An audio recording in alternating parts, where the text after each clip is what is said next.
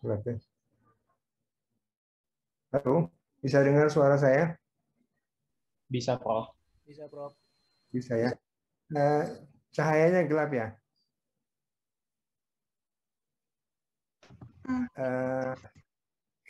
Screen-nya gelap ya? Enggak? Tidak, Prof. Enggak ya.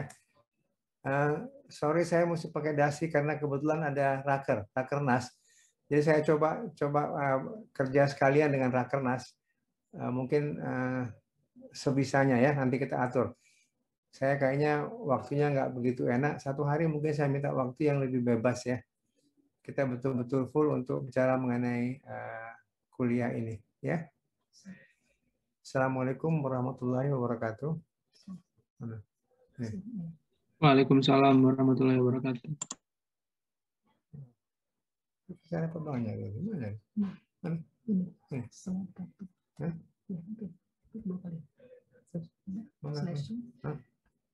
Ini mau yang mana gambar? Gambar pertama, yang pertama sekali. Duduk pertama kali.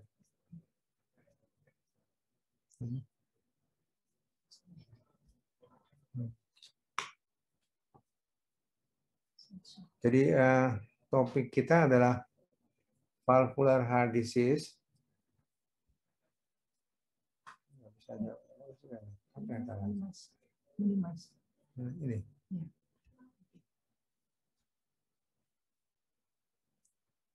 Ini tinggal tekan ini. Jadi topik kita adalah valve, ya. Ini nggak mau. Ini.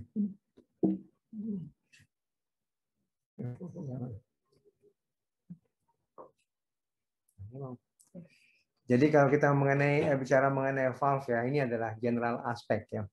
Artinya apa yang mesti kita perhatikan kalau kita menghadapi katup. Jadi katup itu sesuatu kelainan yang berhubungan dengan pembukaan dan penutupan. Seperti yang saya bilang kemarin. Jadi bentuknya adalah stenosis ataupun regurgitation. Jadi pada umumnya katup itu dapat terkena, semua dapat terkena. Baik itu mitral, tricuspid, aortik, ataupun pulmonal, itu dapat terlibat. Tetapi yang paling banyak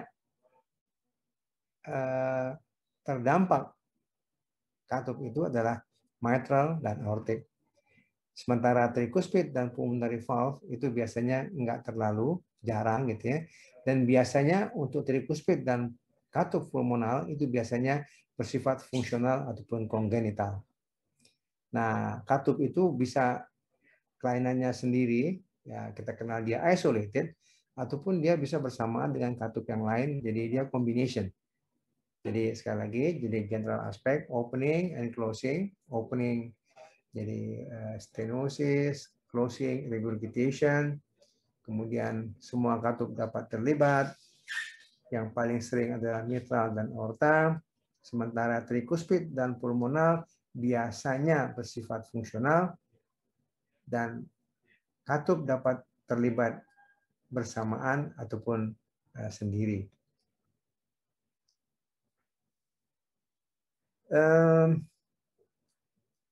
Ini adalah hal yang sangat mendasar ya. Apabila ada suatu proses patologi secara umum ya, itu akan menyebabkan proses kompensasi ataupun homeostasis yang berdampak munculnya simptom berupa keluhan subjektif, kemudian sign berupa tanda yang sifatnya objektif, kemudian perubahan struktur, bentuk, dan ukuran jantung yang akhirnya akan menimbulkan gangguan fungsional. Jadi, apabila ada suatu proses, pathological proses, akan muncul suatu homeostasis, kompensasi, ya, maka pada kondisi-kondisi inilah akan terjadi simptom. Simptom kita dapat tangkap dengan kita mengerti bahwa modalitas kita di dalam mendiagnostik penyakit jantung itu adalah physical examination dan sarana penunjang. Mungkin kemarin Dr. Erwin sudah menyampaikan sarana penunjang modality ya di dalam kardiovaskuler. Udah kemarin ya? Iya, Prof. Udah. Udah ya. Kemudian X-ray juga sudah di bagian radiologi. Sempat juga dokter. Radiologi sudah juga. Kemarin sudah dok. Oke, Prof. ECG juga sudah. ECG juga sudah Prof. Oke, jadi dalam hal ini sekali lagi tugas kita sebagai medical doctor adalah untuk menangkap semua proses homeostasis yang berupa mekanisme kompensasi yang kemudian akan memberikan dampak sign yang objektif yang Anda bisa tangkap dalam bentuk fisikal diagnostik, entah itu murmur, entah itu ronhi, dan seterusnya. Kemudian Anda bisa melihat adanya perubahan struktur ataupun bentuk dan ukuran jantung yang juga Anda bisa dapatkan dengan pemeriksaan fisik ataupun bantuan modalitas sarana penunjang. Lalu juga Anda bisa melihat secara fisikal diagnostik adanya gangguan fungsional ataupun dengan sarana bantu dengan modalitas sarana penunjang untuk melihat gangguan fungsional. Jadi ini adalah hal yang saya kira sangat prinsip yang Anda dari awal sudah harus dengan precise mengerti ini, ya. Nah, apa yang mendasari gangguan daripada katup? Ini ada beberapa hal yang Anda juga harus tahu, yaitu degeneratif. Usia, waktu, jadi umur akan membuat suatu proses degeneratif yang akan memberikan dampak pada katup. Ya. Umumnya yang terlibat pada kondisi degeneratif adalah aorta dan mitral, sementara trikuspid dan pulmonal enggak terlalu, gitu ya. Kenapa demikian? Karena kalau kita lihat aorta dan mitral itu adalah katup yang berperan di dalam menahan high pressure. Anda tahu katup aorta menahan pressure dari aorta, sementara mitral menahan pressure yang ada di left ventricle.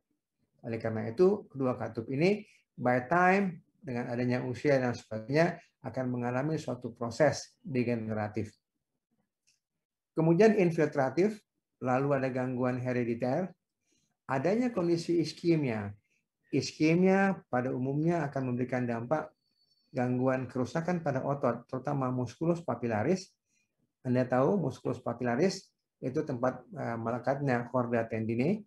Ya, kalau iskemik di situ, maka akan terjadi longgarnya atau kendurnya chorda. Kalau chorda kendur, maka katup tidak dapat tertahan dengan baik, ya, sehingga ada potensial untuk mengalami kebocoran. Kemudian penyakit jantung reumatik. Penyakit jantung reumatik ini adalah yang memang untuk Indonesia masih merupakan problem, ya. Namun akhir-akhir ini sudah sangat sedikit kita menemukan adanya gangguan penyakit rheumatic heart disease yang akut. Tetapi yang masih kita ketemukan adalah sequelae akibat daripada proses rheumatic heart disease long time, waktu yang lalu, long time ago, ya. Kemudian adanya rheumatoid arthritis, ya. Pada orang-orang yang dengan gangguan rheumatoid arthritis, maka kondisi jantung ataupun valve itu perlu dipertimbangkan. Sementara sifilis, kita udah hampir tidak ketemukan sifilis. Ya. Kemudian tumor itu masih kita ketemukan, tetapi biasanya tumor pada valve itu jarang. Tumor paling sering itu pada left atrium. Left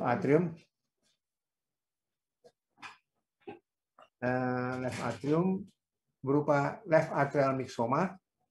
Lalu yang terakhir adalah infektif. Infektif itu sering mengenai katup-katup yang sakit. Jadi kalau ada katup yang sakit, misalnya dia ada bocor ataupun ada stenosis, maka katup itu potensial untuk mengalami infeksi yang kita kenal dengan infektif endokarditis. Nah, kondisi infektif ini akan membuat proses patologi pada katup itu going on, berlangsung sehingga dia menjadi makin jelek.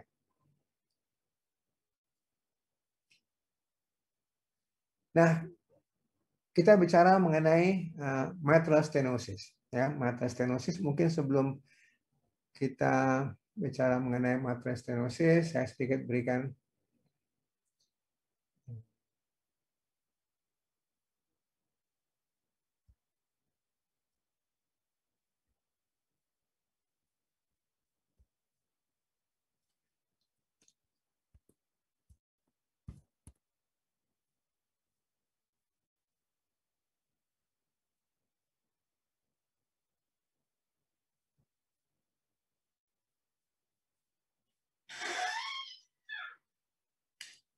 Kalau saya mau pilih gambar kemana? Pilih gambar.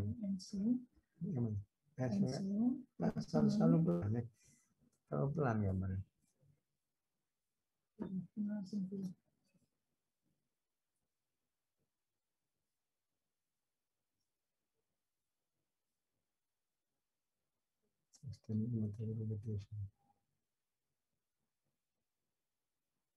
Yang hari ini mau jadi ntar saya ambil ini ya.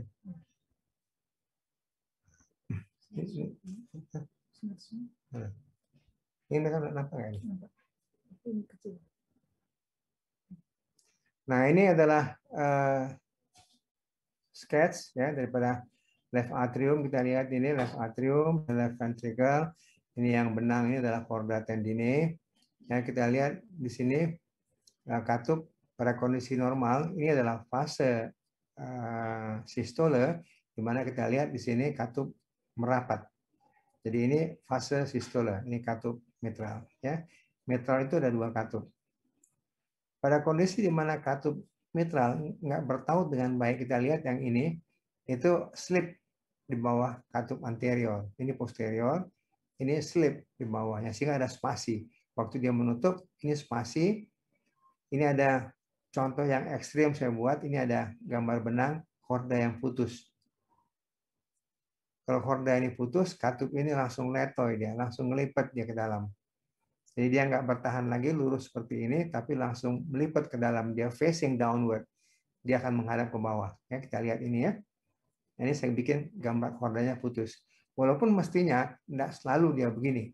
Kadang-kadang katup itu chordanya bagus, tetapi dia gregesan, katupnya gregesan seperti ini. Ya, seperti gambar yang ketiga ini, permukaannya nggak rata. Kalau permukaan katup nggak rata, maka pada fase penutupan, maka katup itu nggak bisa rapat.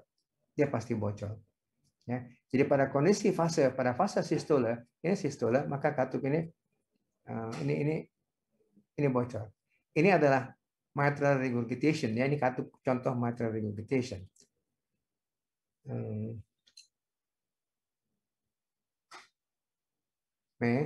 Bantuan lagi.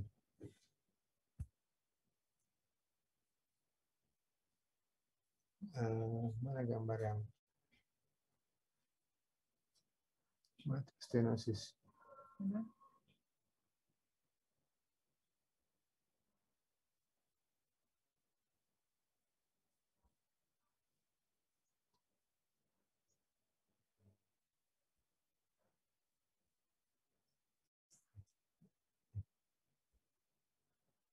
Ini saya juga ngecilin, minimize ya. Yang ini. Saudara-saudara sekalian bisa melihat gambar ini? Bisa, Prof. Bisa ya. Kamu bisa, yang lagi ya, lari dia. Gambar ini. Naik ada. Bisa lihat ya. Ini ada gambar ceret nih ya. Ini gambar ceret. Ini masuk, dia numpahin darah, ini masukin ke vena cava superior. Ini masuk ke right atrium di sini. Ini kira-kira fase apa ya? Kalau lihat gambar ini kira-kira fase apa ini ya?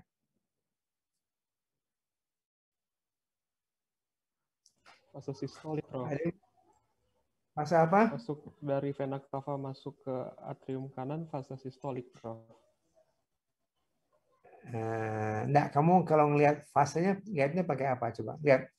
Ada marker-marker di sini, coba lihat. Oh, kalau sistola ini saya jelasin ya. Ini atrium kanan, ini ventricle kanan, masuk ke dalam paru-paru, masuk ke left atrium, left ventricle, kemudian aorta, kemudian dia keluar. Kira-kira fase apa ini? Fase Izin menjawab diastolik. dokter, menurut saya ini fase diastolik karena di sini yang untuk katup atrioventrikularnya terbuka, sedangkan untuk katup semilunarnya tertutup semua. Oke. Jadi ini katup trikuspid ini ya. Iya, trikuspid ya ini ya. Ini nampak yang panas saya ini. Iya, Prof, trikuspid karena dari yang Oke. kanan. Ini apa ini? Ini Bikuspid, Dok, atau mitral. Prof. Ini terbuka nggak ini? Tampak ada bolong gitu, Prof, tapi. Ya, dibandingkan sama ini lebar mana bolongnya? yang trikuspid, Prof. Oke, lihat ini ya. No, pada kondisi yang normal, serambi dengan bilik mana besar mana ukurannya? Kalau dalam normal sepertinya yang kiri ya, Prof. Nah, kalau kayak kita dalam kondisi yang normal antara atrium dan bilik besar mana? Oh, ventricle, Prof. Vertikal ya. Pada pasien ini, pada gambar ini atrium kiri, ini ventrikel kiri. Besar mana ini? Atrium, Dok. Hah? Antara yang ini, antara yang atrium kiri dengan ventrikel kiri, besar yang mana? Atrium, Dok. Kalau menurut saya atriumnya, Prof. Atriumnya besar ya. Kalau kamu bandingkan yang ini, yang atrium kanan sama ventrikel kanan, Besar ventrikel kanan. Ventrikelnya, Prof. oke. Ini kondisinya sementara kita anggap normal. Yang ini nggak normal ya. Jadi Anda secara gampang aja gitu ya. Saya nggak ngasih kuliah yang dalam-dalam gitu ya. Pada kondisi mitral stenosis, di sini kita lihat katup ini kecil gitu ya. Maka darah yang masuk ke sini itu nggak bisa banyak ya. Dia nggak bisa banyak. Tekanan di sini itu menjadi tinggi. Dia membutuhkan suatu effort, usaha untuk bisa mengisi bilik kiri. Ya. Pada kondisi yang normal, begitu atrium itu penuh, maka katup atrioventrikuler, baik trikus ataupun mitral, itu dengan pasif akan terbuka. Jadi begitu dia penuh, santai aja dia langsung masuk ngisi. Ya, fisiologinya masih ingat nggak ya?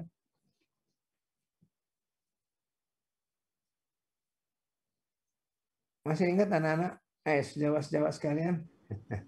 Masih, Prof. Selagi masih recall. Masih ya?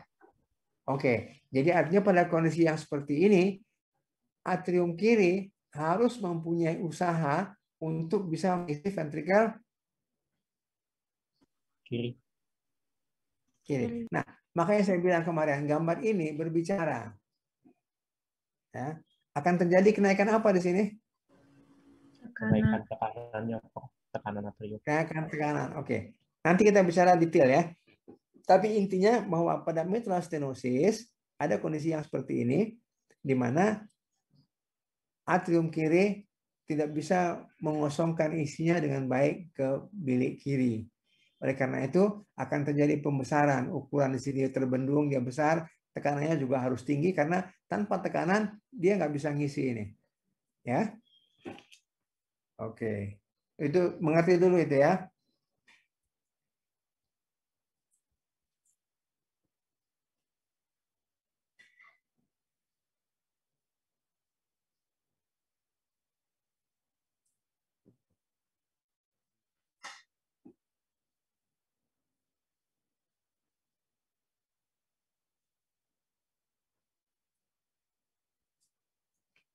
Nah, mitral stenosis itu merupakan prototype ya. Artinya kalau dia MS itu mostly rheumatic heart disease ya. Walaupun MS itu dapat juga bersifat kongenital. Ya. Atau ada kalsifikasi pada anulus. Jadi Anda lihat katup yang tadi ada di pangkal tempat dia nempel, di pangkalnya itu namanya anulus. Ya. Kalau ada kalsifikasi di situ, misalnya pada proses degenerasi pada usia lanjut, maka akan terjadi pengapuran di anulus. Katup mitral menjadi terganggu dalam hal opening, pembukaan. Ya.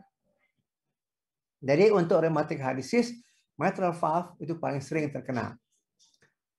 Ini nanti mungkin rheumatic heart disease-nya itu secara detail, mungkin dari bagian anak akan memberikan kuliah yang lebih lengkap ya. Tapi nanti kalau Anda mau tanya, lain kesempatan boleh. Pada kondisi yang normal, mitral itu 2 daun dengan ukuran yang tidak sama. Jadi luasnya tidak sama ya. Ini salah ini ya. Ini salah. Jadi dia nggak sama luasnya.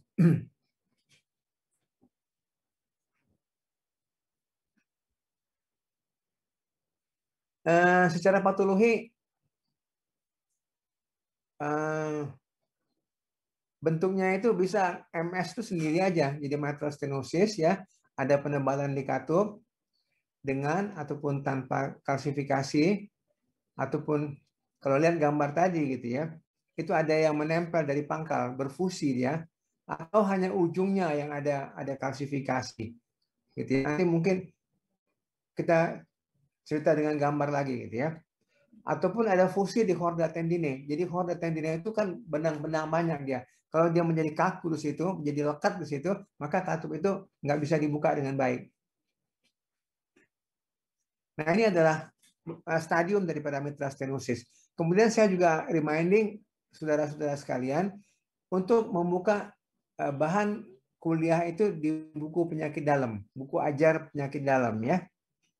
Di buku itu bab mengenai mitral stenosis saya yang nulis, saya buat di situ lengkap. Jadi Anda bisa baca di situ untuk membaca dengan komprehensif ya. Jadi kita kenal stage daripada mitral stenosis itu bisa mild, minimal. Apa yang kita pakai sebagai patokan mengatakan dia ringan atau berat? Ukuran. Jadi katup mitral itu begitu terbuka, kalau kita potong pendek, short axis, kita bisa melihat area, lubang, berapa luas area daripada katup. Pada kondisi yang normal itu 4-6 cm. Ya. Nah, kalau dia ada stenosis, dia mengalami penyempitan mulai dari yang ringan 2,5 cm, moderate 1,4 sampai 2,5 cm, yang berat 1, ataupun reaktif pulmonary hypertension kurang dari 1. Apa itu reaktif pulmonary hypertension? Anda ingat gambar bola-bola yang 4 tadi ya? Ingat ya? Ingat, Prof. Ingat, oke. Kita bicara mengenai, atau saya kembali aja ya sebentar ya. Saya cuma dengar suara satu, yang lain nggak ada suaranya ya. Aku agak bosan dengan suara cowok. Coba ada suara cewek ada.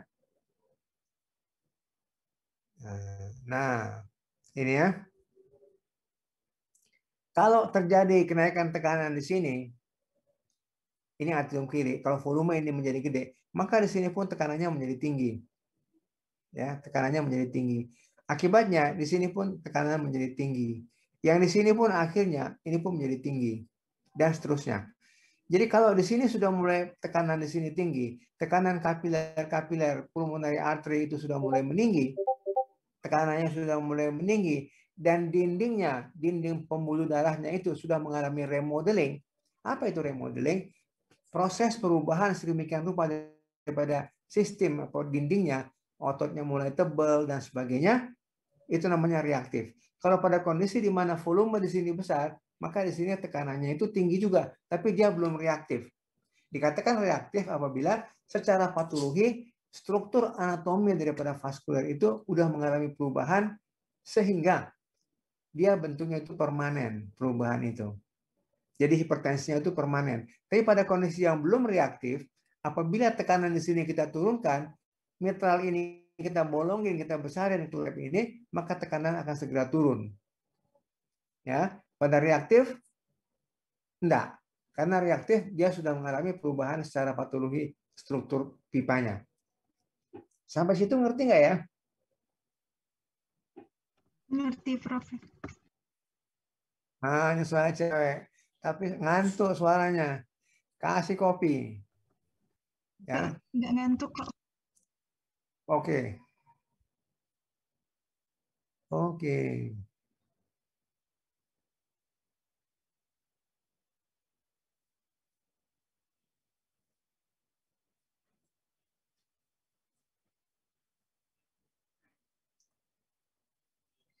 Ini gambar anatomi, ya. Ini lihat kalau kita potong jantung itu kita potong dari atas kita lihat ini yang ini yang katup ya lebih lebar daripada katup ini, jadi anterior ya dibandingkan yang posterior ya. Ini lebih luas dia, cuma 2 katup. Kalau ini 3 katup tricuspid ya.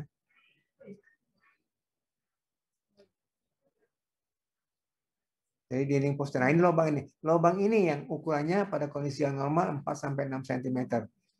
Kemudian menjadi stenosis apabila Apabila ringan, ukurannya berapa, sedang berapa, berat berapa, tergantung daripada ini. Ya. Nah, nanti secara klinis kita untuk mengatakan berat ringannya itu mungkin nggak bisa melihat ini, tapi kita mempunyai parameter modalitas ekokardiografi yang bisa membantu kita mengatakan berapa luasnya area itu dan berapa beda tekanannya antara atrium kiri dengan beda tekanan ventrikel kiri. Makin tinggi tekanan ataupun namanya gradien antara atrium kiri dan ventrikel kiri, itu menunjukkan berat ringannya daripada mitral stenosis.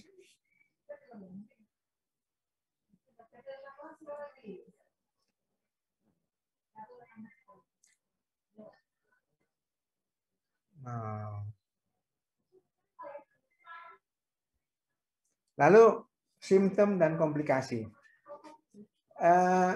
Physical diagnostik Anda udah dapat belum ya?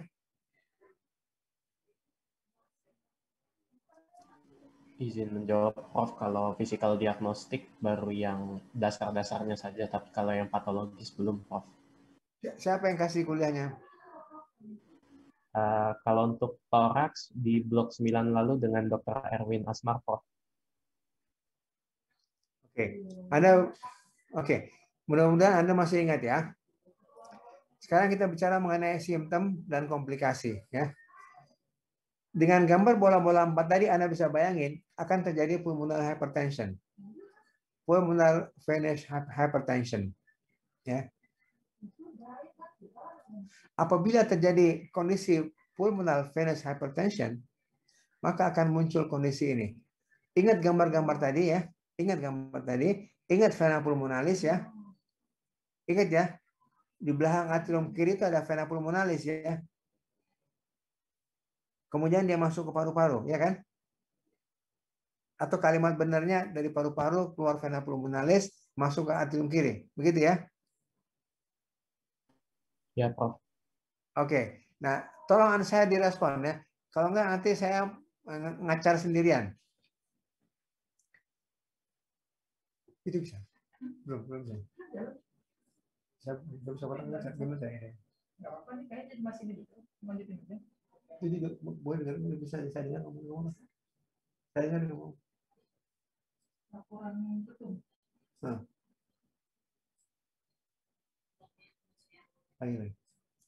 Ya. Jadi ini Anda mesti catat ya, bahwa keluhan-keluhan yang muncul, saya di mute gitu ya, Yang dengar saya kan?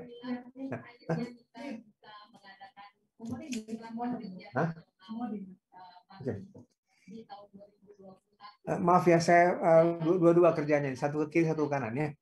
Jadi kita kalau bicara mengenai simptom, Anda harus ingat bola-bola 4 tadi. Apabila ada terjadi kenaikan tekanan di sistem vena pulmonalis, ya, pasti akan muncul kondisi dyspnea, ortopnea, akut pulmonary edema, hemoptysis, ringan, berat, dan bronkitis. Kenapa? Kenapa ini terjadi seperti ini?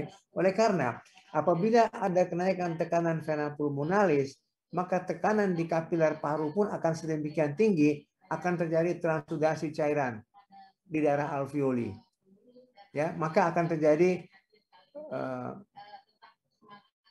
keluarnya cairan ke dalam alveoli yang pasti akan menimbulkan sesak, ya, ortopnu dan PND. Anda pasti tahu udah PND, paroxysmal nocturnal dyspnea. Ya, apabila kondisi itu akut, maka akan terjadi akut pulmonary edema. Jadi cairan sedemikian banyak di dalam sistem kapiler paru tadi, maka paru-paru itu betul-betul akan mengalami suatu edema. Ya. Kapan dikatakan edema? Kapan terjadi edema? Apabila capillary wedge pressure itu 25 mm Hg. Jadi kalau ada kenaikan tekanan vena pulmonalis sedemikian, kemudian tekanan baji di kapiler di dasar paru itu sampai 25 mm Hg, maka pasti akan terjadi banjir, akut pulmonary edema. Ya. Kalau ada kapiler yang paru yang pecah, maka dia hemoptysis, ya, dari yang ringan sampai yang berat. Pada kondisi paru yang sedemikian, maka paru potensial untuk mengalami infeksi. Ya. Sampai sini bisa tangkap nggak ya? Bisa, Prof. Bisa, Prof. Ada yang mau tanya atau saya terusin?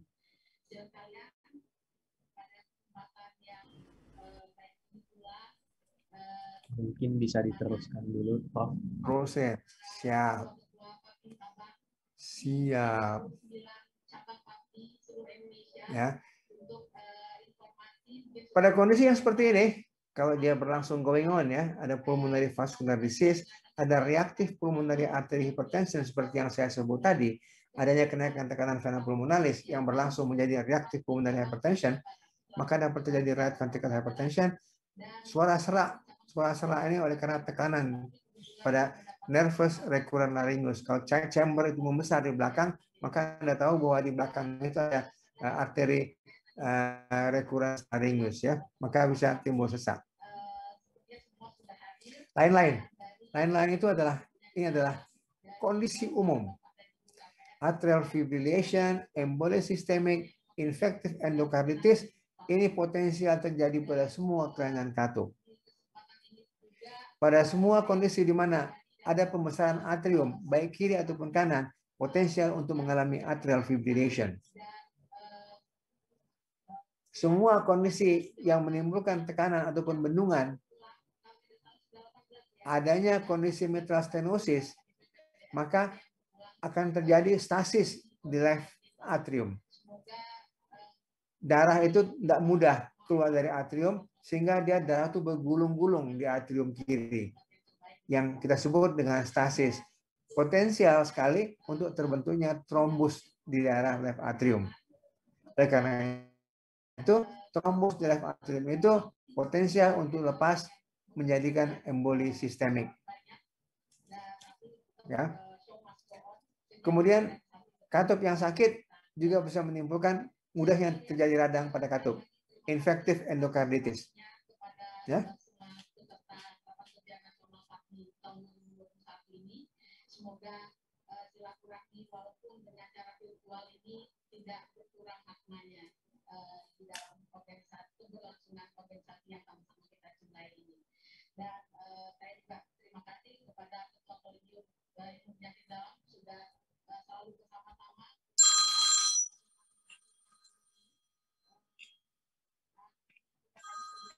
Jawab aja. Jawab aja. Ini saya nggak bisa unmute sini. Unmute.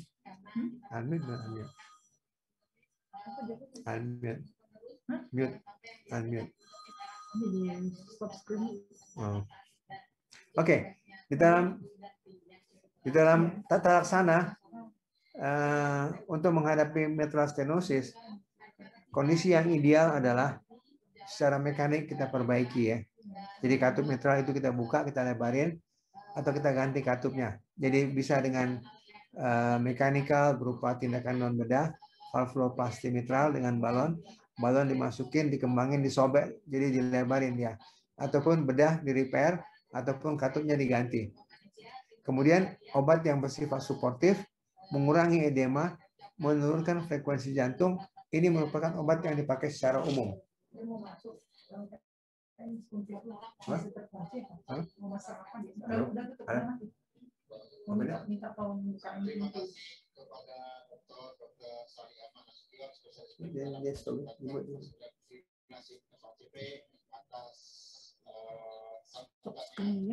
Selanjutnya adalah sambutan dari Ketua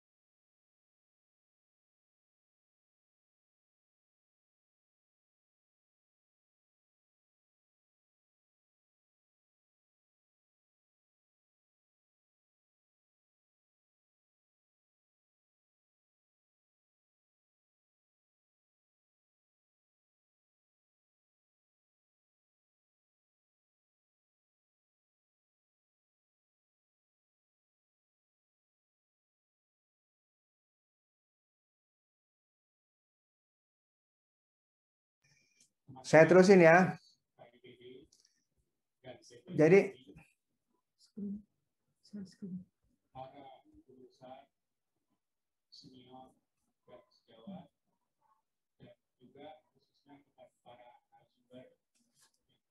Jadi sekali lagi dalam penata laksanaan kita bisa konservatif memakai obat apabila kita anggap bahwa katup yang ada itu ataupun mitral stenosisnya nggak terlalu berat, maka kita bisa suportif. Ya udah dibiarin aja klatnya seperti itu, tetapi kita berusaha untuk mengurangi U5 dan menurunkan frekuensi jantung. Nanti itu kita akan bicara mengenai fungsional ya. Jadi fungsional itu jantung itu ditentukan oleh preload. Tadi gambar ceret ya, ada gambar ceret. Kemudian ada gambar jantung yang menggambarkan pompa. Lalu ada afterload yang di vaskuler, di aorta dan perifer. Jadi terapi kita adalah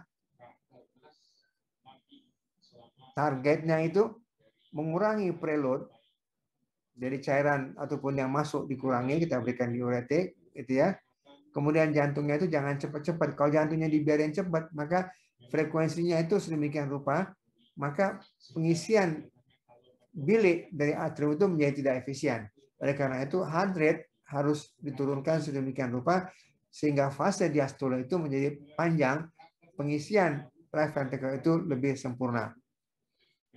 Apabila kita anggap bahwa pasien tetap simptomatik, membutuhkan perbaikan ataupun terapi yang sifatnya mekanikal, maka mungkin balon valvuloplasti, non bedah ini ya dengan kateterisasi, ataupun bedah katupnya diperbaiki, ataupun kalau sudah demikian rupa katupnya jelek banget, maka katupnya diganti. Ya, itu kira-kira mengenai mitral stenosis. Saya kira untuk MS kita berhenti dulu. Mungkin ada pertanyaan.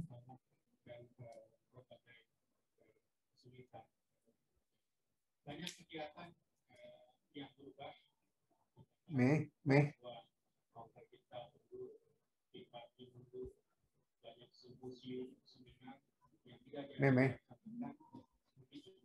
Setiap saya mau masuk ke gimana cara masuk untuk nyetok, saya mau nyari gambar mereka. Stop share ya?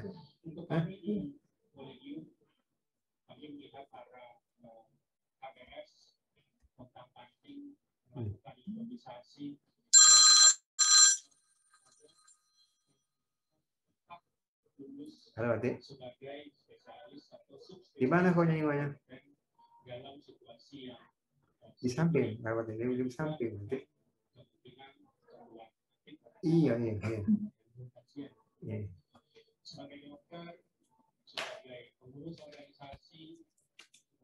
Ini siapa ini?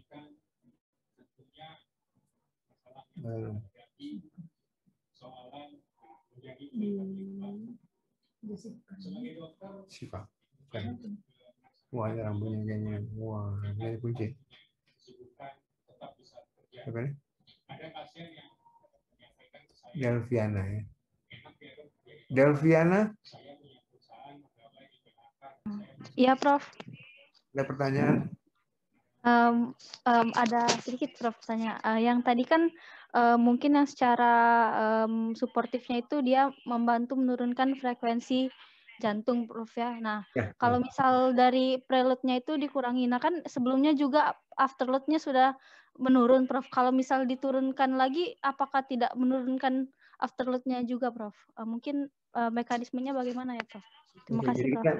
Mungkin kita belum sampai ke pembicaraan mengenai cardiac performance ya. Jadi artinya bagaimana performance jantung itu, artinya itu di kuliah di heart failure ya. Kamu udah dapat kuliah heart failure belum? Udah. Siapa yang kasih kuliah? Dr. Ferry. Mantap. Jadi artinya bagaimana kita menghadapi, artinya strategi kita mengobatin heart failure.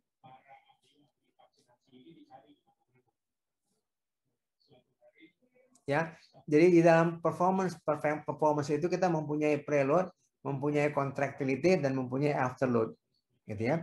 Pada pasien mitral stenosis itu contractility, left ventricle itu nggak ada gunanya kita memberikan obat-obat di situ.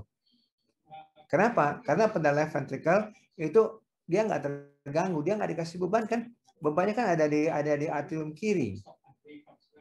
Jadi beban ada di atrium kiri, ya, karena ada sumbatan di mitral. Andai kan frekuensi jantung sedemikian rupa cepatnya, maka pengisian daripada ventrikel kiri atau fase diastolik itu nggak maksimal. Itu oleh karena itu heart rate-nya kita turunin. Ya. Nah, kalau kita mengurangi preload, ya, maka preload itu harus turun sedemikian rupa tidak mengganggu feeling. Anda benar, kalau kita mengurangi cairan, gitu ya, maka tekanan di ventrikel atrium kiri itu bisa menurun. Oleh karena itu, apabila Anda tarik cairan terlalu banyak, orang itu tekanannya turun, maka pengisian pun akan terganggu. Oleh karena itu, ada technical art seni kita dalam memberikan pengobatan sedemikian rupa improve simptomnya, jangan justru Anda menginjus simptom. Ya, tetapi basicnya adalah kita tidak mengganggu contractility dan kita jangan mengganggu afterload. Kita hanya bermain di heart rate dengan reducing preload. Ya. Ada yang mau tanya yang lain? Nah, sebelumnya terima kasih, Prof. Prof, izin bertanya, Prof. Ya. Saya Leo dari Kasalpa, Prof. Leo ingin bertanya, Prof. Kalau dalam pemeriksaan jantung itu kan kita mendengar S1, S2. Kalau kasus mitral stenosis itu suara tambahannya itu bagaimana ya, Prof? Nah, jadi memang menjadi sulit buat saya sebetulnya untuk bicara mengenai itu karena physical diagnostik udah dikasih kan belum sama Dr. Erwin ya? Ya kan? Kalau Anda mau nanti kita kembali ke physical diagnostik, maka kita kembali ke gambar bola tadi. Dari mana Anda mau mulai? Dari simptom ataupun dari pemeriksaan fisik? Ya, kita coba kembali ke bola ya. Hai bola, di mana kau berada? Kita beranjak kepada acara berikutnya, yaitu ceramah dari beberapa sumber atau topik COVID-19. Pembicara pertama COVID-19. Dr. Leo. Dr. Leo. Iya, calon Dr. Leo, benar lah. Leo. Iya, Prof. Leo. Iya, Prof. Leo. Iya, Prof. Lihat gambar ini, Leo. Lihat gambar ini. Belum keluar, Prof, gambarnya.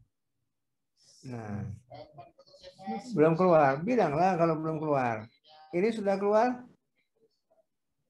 Belum juga, Prof. Belum juga. Apa yang gerangan yang terjadi? Hai.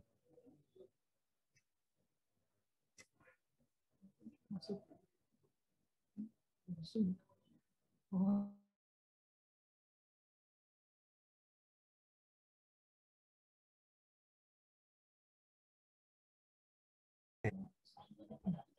Gitu. Sekarang gitu ya. Ini masuk ini. Ini error masih ada? Sudah Udah masuk, Prof. Oke, nah sekarang saya undang Anda untuk bicara mengenai physical diagnostic. Mau dari mana mulainya? Dengan gambar ini. Mau dari mana Anda mulai? Silakan aja. Kira-kira kita mulai dari yang gampang aja ya. Saya ngulang dikit aja ya. Review dikit daripada physical diagnostic ya. Boleh? Sangat diperbolehkan, Prof. Boleh, oke. Kalau boleh, sangat. Ini apa ini gambar ini? Saya lingkar ini, panah ini. Izin menjawab, Prof. Apakah aorta? Ini apa ini? Apa ini? Ada bintik-bintik kayak hujan air mata ini apa ini? Darah ya. Ini menggambarkan apa ini? Ini ada yang nampung ini. Ini apa ini? Bak ya, Prof. Ya, ini apa? Yang keluarin namanya apa? Darah. Ya, namanya apa dalam bahasa Anda? Dalam bahasa kedokteran apa? Setiap yang keluarin namanya apa? Per menit, per detik, per cycle. Nah, gitu output ya, Prof. Ada apa itu cardiac output? Cardiac output itu stroke volume dikali bukan. Iya, right juga. Oh ya, cardiac output itu stroke volume, Prof. Kali Kali heart rate. Kalau kali heart rate jadinya Iya, bukannya stroke volume dikali heart rate sama dengan cardiac output. Oke? Oke, Prof. Oke. Nah, sekarang saya tanya ya. Kita kayak anak SD ya. Kalau ada mitral stenosis yang ke sini banyak enggak? Yang masuk ke ventricle kirinya dikit, Prof. Dikit ya. Yang ke sini kira-kira banyak apa dikit? Dikit juga, Prof. Oke. Andai kan cardiac output dikit, apa yang terjadi pada pasien? Pasiennya jadi merasa lemas, Prof, karena oksigennya nggak nyampe di dalam. Anda boleh bilang semua hal yang berhubungan dengan oksigen yang kurang. Sebut aja, Anda mungkin salah. Sebut aja semua yang berhubungan dengan oksigen yang kurang.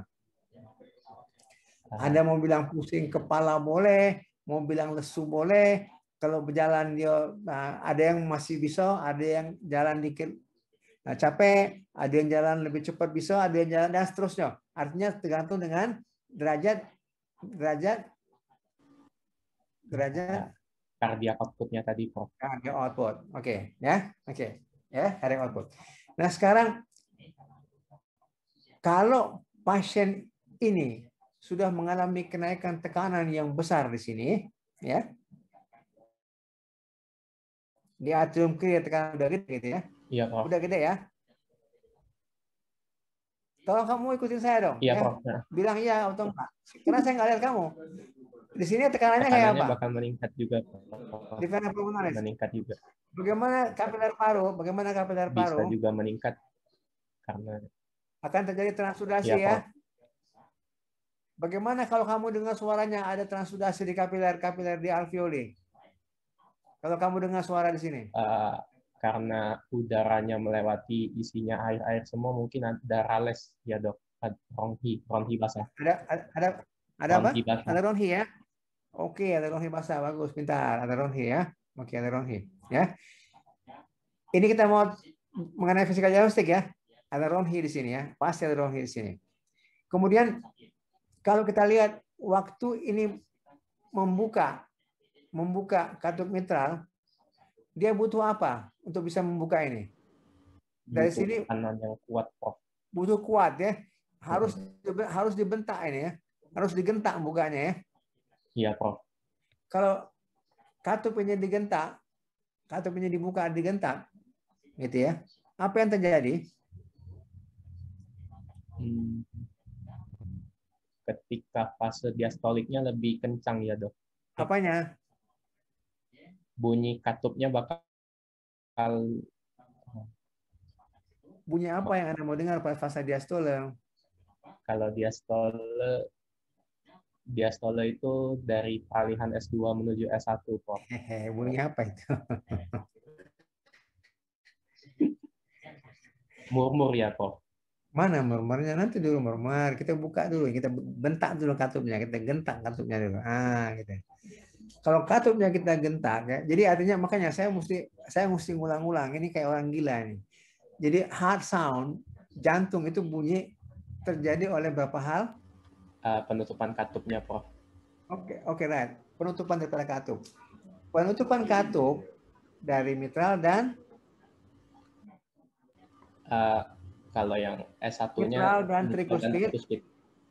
Aortik pulmonal bunyi kedua, Prof. Oleh karena itu bunyi hanya terjadi pada saat penutupan yang aortik dan pulmonik, Prof. Oke, penutupan katup, mitral, trikuspid dan semuanya lah gitu ya. Gitu ya. Ya, Prof. Nah, sekarang pada kondisi ini katup kita buka dengan paksa by sudden ya, dengan tiba-tiba, maka pada kondisi ini terjadi kondisi extraordinary.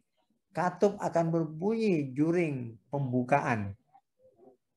Justru katup akan berbunyi yang kita sebut dengan opening snap. Ya, akan terjadi opening snap di sini. Ya. Begitu ini opening snap, kemudian dia bunyi, ketek, kemudian dia langsung ngalir, Begitu dia ketek langsung dia ngalir. Begitu dia ngalir akan suara ret, ret. Suaranya suara ret dari apa? Dari murmur diastolik. Ret, ret. Jadi keletek, ret, keletek, ret, gitu ya. Begitu dia mengalir ret itu dengan tekanan yang tinggi, maka di sini turbulence. Ya. Turbulen itu gambarnya. Nah, ini turbulen. Lihat gambar ini. Lihat, Prof. Ini mitral stenosis ya. Begitu dia ke sana muncrat, darah itu langsung menggulung balik seperti ini. Ini namanya turbulence. Ya. Kondisi yang normal, aliran itu bersifat laminar. Bagus, ya. Suara tidak akan terjadi apabila alirannya bersifat laminar. Oke. Suara akan terjadi bila terjadi aliran yang laminar kalau tidak terdengar. Kalau terdengar dia turbulen artinya. Oke, turbulen ya. Kamu lihat gambar saya ini, ya. Dia turbulen begini kan? Iya, Prof. Ini kan akhirnya katup mitral menutup kan? Iya. Terbuka yang gulung gini kan? Dengan pressure yang tinggi sekali. Katup akan ditutup dengan tekanan yang katup akan rendah, Prof. Dia udah menurun. Saya buka aja dengan paksa dengan tekanan tinggi. Anda lihat turbulence, darah akan menggulung seperti ini, berbalik begini putarannya, maka katup mitral akan tertutup dengan kuat atau dengan lemah?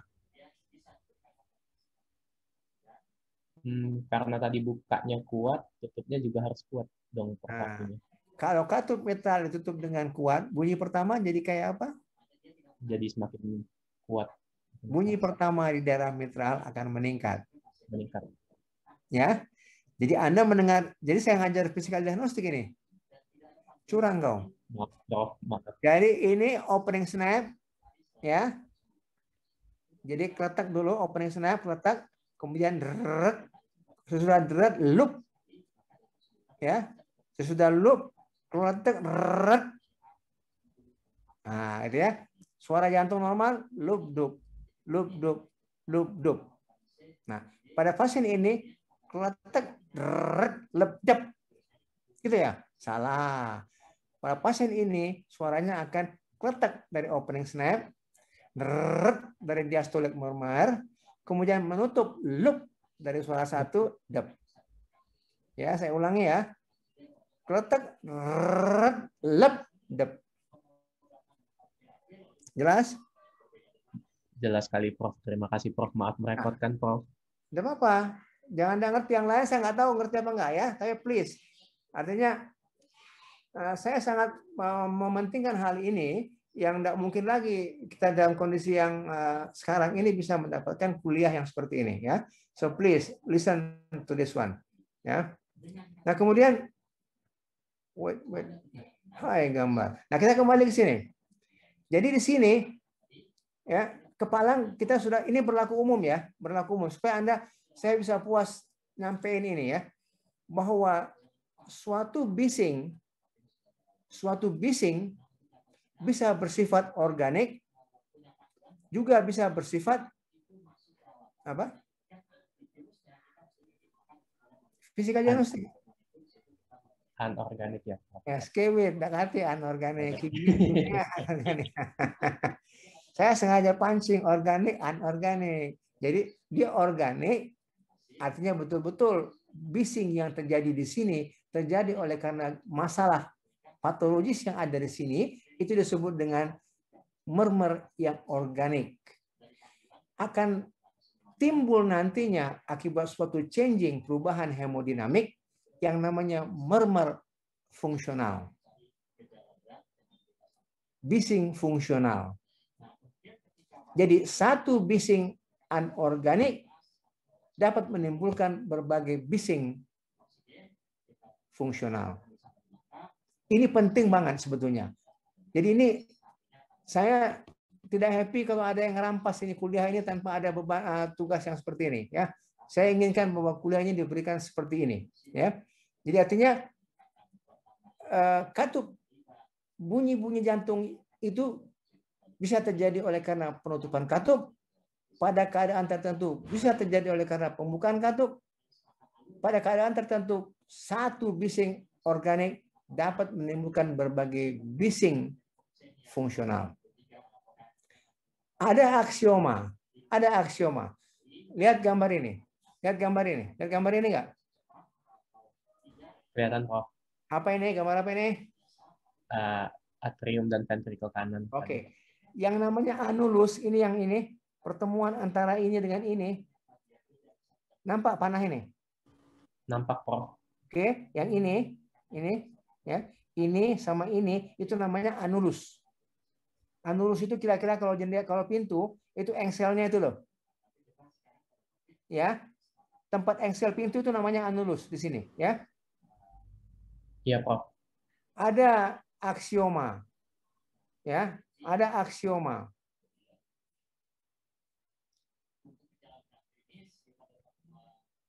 Ada aksioma apabila dua tabung, ya, dua bejana yang seperti ini disertai dengan melebarnya bejana yang di depan. Jadi kalau ini sama ini yang di depan, ini yang di belakang, atau ini yang proksimal, ini yang distal. Adanya pelebaran di chamber ini akan menarik anulus ini, akan meregangkan anulus ini keluar. Ini sama ini.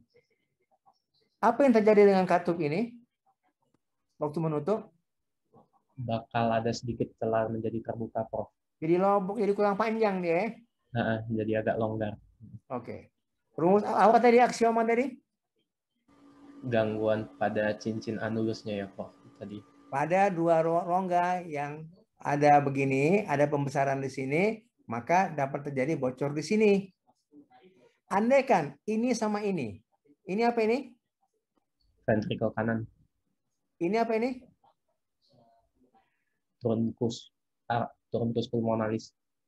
Andaikan pulmonary artery saya gedein 2 kali lipat, apa yang terjadi di sini?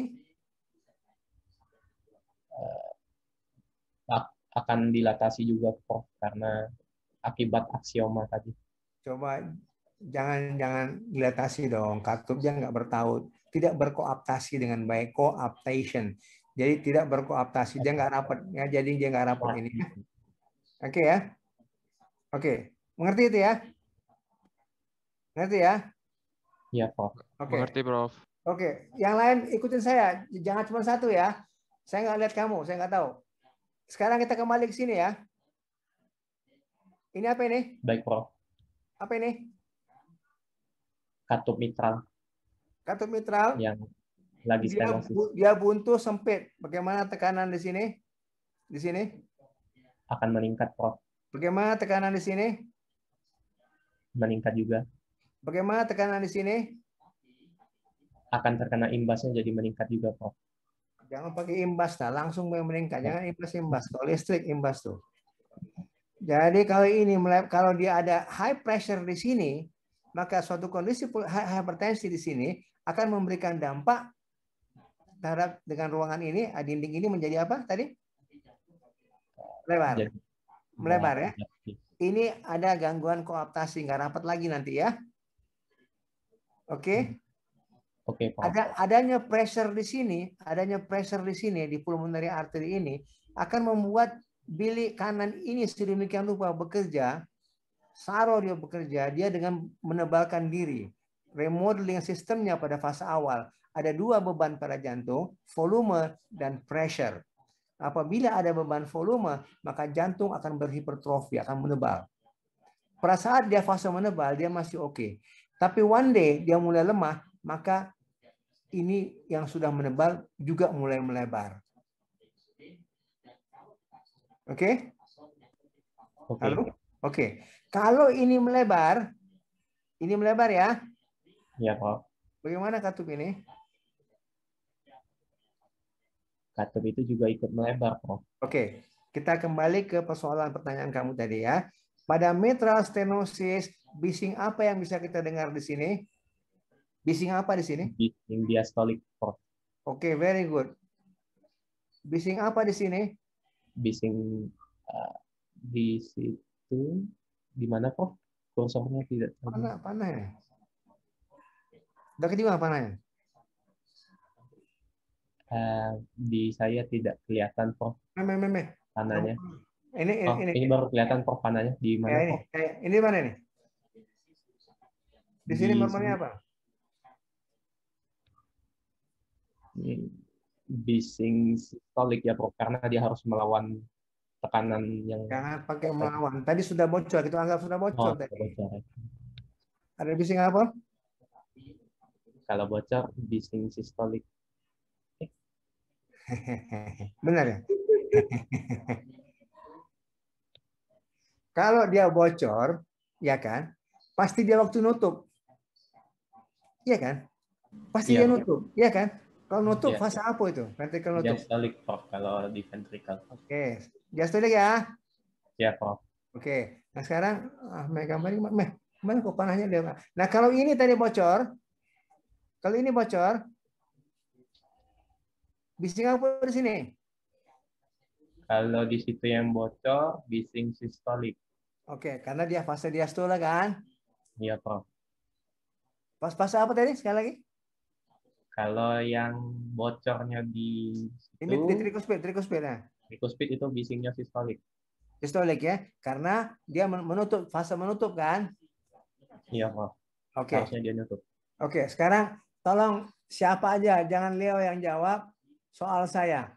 Ada pada mitral stenosis ada berapa bising yang bisa kamu dengar? 1 bising organik dan 2 bising fungsional. Coba, ayo.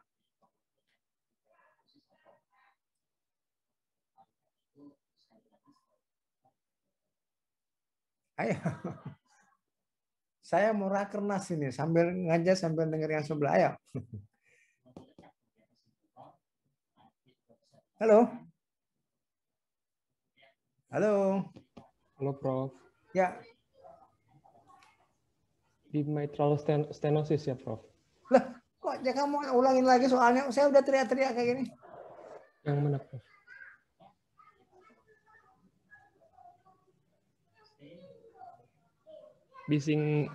Bising organiknya di mana Prof tadi saya lupa. Nah, itu dia. Jadi bising organiknya S1 S2 kalau yang itunya nah, tadi kita kan tadi bicara jangan dulu, kita hanya bicara mengenai bising tadi kan. Bising itu mermer dong. Makanya saya ini susah kalau mesti ngajar ini. Memang ini kok panahnya nggak mau jalan. Ini loh, bising di sini bising apa ini? Diastolik murmur. Oke, very good. Di sini bising apa? Ayo di sini. Bising diastol. Diastol, Prof. Diastolik di mana? Daerah mana ini? Di ketika menutup. Di daerah mana? Di daerah mana? Di daerah mana? Ventricle kanan di katut. Di daerah mana? Areanya area apa ini? Daerah apa ini areanya? Kamu kalau mendengar murmur, bilangnya dengarnya dengan suara di daerah mitral, di daerah trikuspid, di daerah pulmonal, di daerah pulmonal, Prof. Oke, di daerah ini ada kamu dengar apa? Di trikuspid. Ada bising apa di sini? Bising sistolik. Bising apa? Sistolik, Prof. Oke.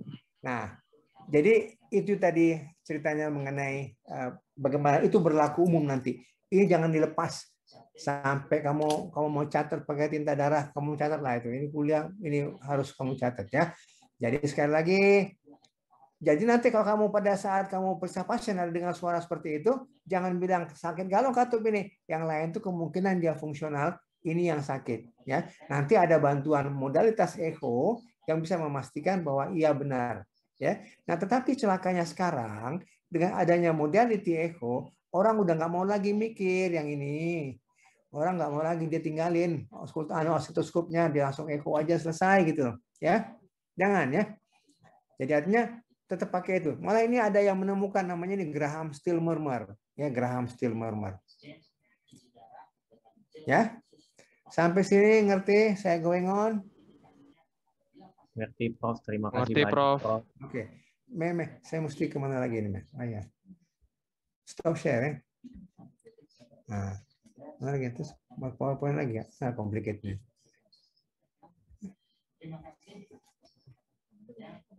Mau masuk ke MR, kita ada competition. Jangan di stop share.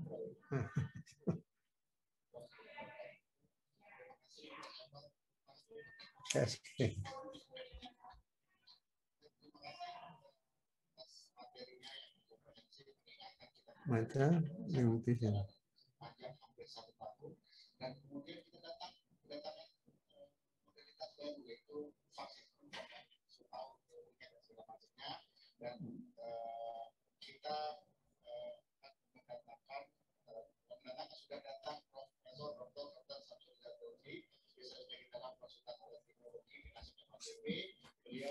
Nah, sekarang kita coba material regurgitation ya.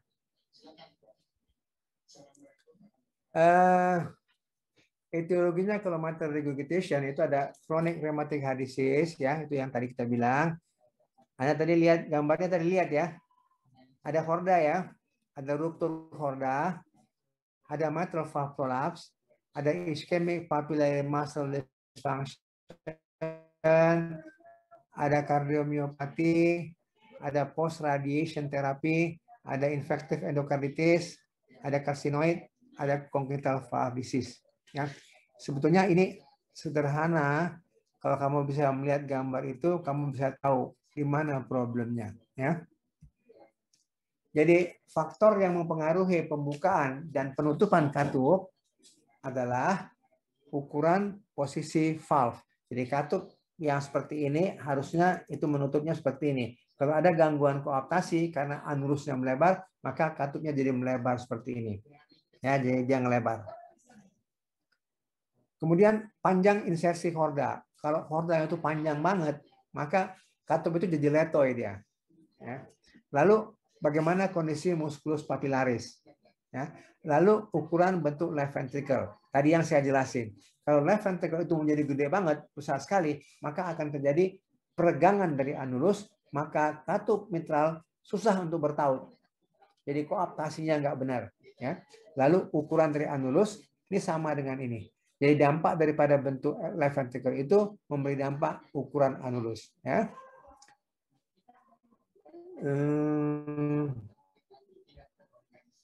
Nah, jadi ini mitral regurgitation, Anda mesti bedain primer dan sekunder. Kalau Leo tadi bilang organik, anorganik, nah gitu ya. Yang primer ini yang organik, yang ini fungsional. Kedua hal ini harus dibedakan. Jangan salah menginformasikan. Nanti kalau kamu mau ngirim pasien itu ke dokter bedah, minta diperbaiki, padahal dia sebetulnya nggak usah diperbaiki karena dia fungsional. Walaupun ada kondisi tertentu di mana klep yang bocor secara fungsional juga harus diperbaiki. Ada, tapi umumnya dengan memperbaiki kondisi primer, maka yang fungsional akan kembali. Ya. Bagaimana klinisnya kita tergantung daripada derajat ya MR. Sebelum saya masuk ke bab berikutnya, ada hal yang Anda perlu catat. Jantung itu mempunyai karakteristik. Jadi artinya beban yang diterima oleh jantung itu ada dua. Yang pertama adalah tekanan yang kita sebut dengan pressure overload, lalu volume yang disebut dengan volume overload. Ya. Jantung itu lebih gampang, lebih mampu untuk menerima beban volume. Jadi dia lebih bisa beradaptasi dengan volume overload dibandingkan dengan dia pressure overload. Ya, selalu saya contohkan ini sebagai analoginya kalau Anda mau ban sepeda. Kalau ban sepeda itu bannya pentilnya itu bocor, tangan Anda bisa memompa ban sampai sore tanpa ban itu menjadi kencang gitu ya. Tapi kalau pentilnya bocor, mungkin 3-4 kali pompa, tangan Anda udah nggak mampu untuk memompa. Kecapean. Demikian juga dengan jantung. Pada kondisi stenosis dibandingkan dengan kondisi regurgitation, di mana pada stenosis bentuknya adalah pressure overload, sementara pada regurgitation dia adalah volume overload, maka jantung lebih bisa bertahan lama dengan kondisi regurgitation. Ya. Jadi klinis tergantung derajatnya MR, bagaimana dia progresnya, adanya atrial fibrilasi atau enggak, kemudian timbulnya pulmonal hypertension. Ya, selalu kita bicara mengenai pulmonal hypertension karena kita nggak bisa lepas dari bola-bola 4 tadi. Setiap ada kondisi mitral ataupun di sebelah kiri akan memberikan dampak pulmonal hypertension. Ya. Kemudian adanya kemungkinan komplikasi endokarditis, adanya kemungkinan coronary artery disease, penyakit jantung koroner. Nah, keenam hal ini akan mempengaruhi bagaimana tampilan klinis daripada mitral regurgitation.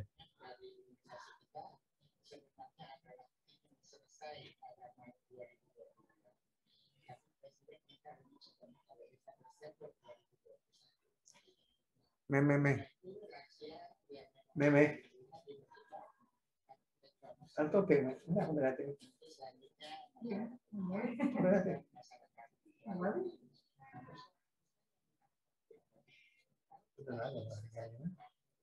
Sekali.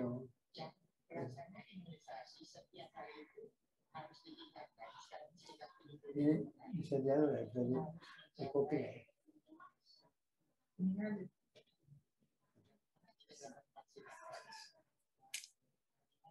Sorry, saya terganggu dengan sebelah. Kemudian simptom and sign. Ya, simptom and sign sebetulnya pada semua kondisi antara katup itu mau mitral, mau tricuspid, mau apa aja sama aja. Jadi basically semua sama, ya. Tetapi pada kondisi regurgitation sebagaimana apa yang saya sampaikan tadi, karena sifatnya volume overload, jantung itu lebih mampu untuk beradaptasi dengan volume, maka sering sekali dia asimptomatik. Oleh karena kemampuan adaptasi left atrium itu besar. Jadi dia memang sebagai suatu chamber yang volume adapted gitu ya. Jadi dia beradaptasi dengan volume. Akan tetapi apabila regurgitan volume lebih dari stroke volume, maka dia mesti akan muncul simptom. Jadi Anda bayangin ya, saya kasih gambar dulu ya.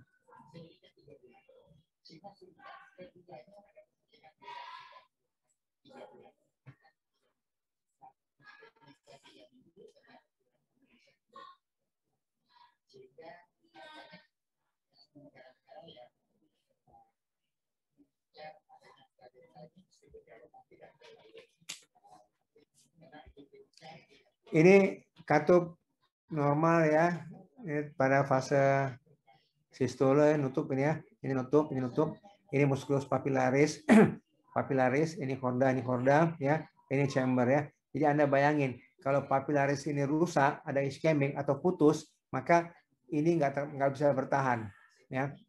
Kalau bilik kiri ini sedemikian rupa meregangnya, melebarnya, maka anulus ini akan melebar ke sini, ini melebar ke sini, maka ini nggak bisa rapat. Ya, jadi itu faktor-faktor yang tadi yang menentukan regurgitation daripada mitral. Ini normal ya. Pada kondisi yang abnormal, contohnya seperti ini. Ya kita lihat. Ini waktu sistole, katup yang posterior normal, yang anterior ngelipet. Tapi ujungnya katup itu masih ngadep ke atas. Apa artinya? Chordanya bagus. Jadi kerangkanya ini, kerangka katup ini yang tidak kuat menahan tekanan. Jadi dia letter di sini meregang. Ya, meregang. Ini mitral regurgitation yang terjadi oleh karena mitral valve prolapse. Jadi sekarang itu di dunia, even di Indonesia, mitral regurgitation itu mostly bukan oleh karena rheumatic heart disease, tetapi terjadi oleh karena mitral valve prolapse, ya, yang umumnya kongenital. Kalau kondisinya itu fungsional seperti ini,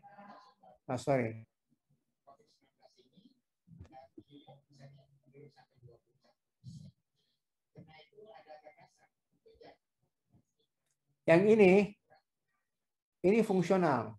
Kita lihat di sini saya gambar left atriumnya gede nih. Left atriumnya gede, left ventricle-nya juga gede. Kenapa dia gede? Oleh karena darahnya banyak. Nah, apabila darah yang masuk ke sini, jadi backstroke ini lebih besar daripada yang keluar, yang gambar bak tadi, stroke volume, maka dia pasti akan ada simptom. Ya, jadi ini adalah regurgitan volume.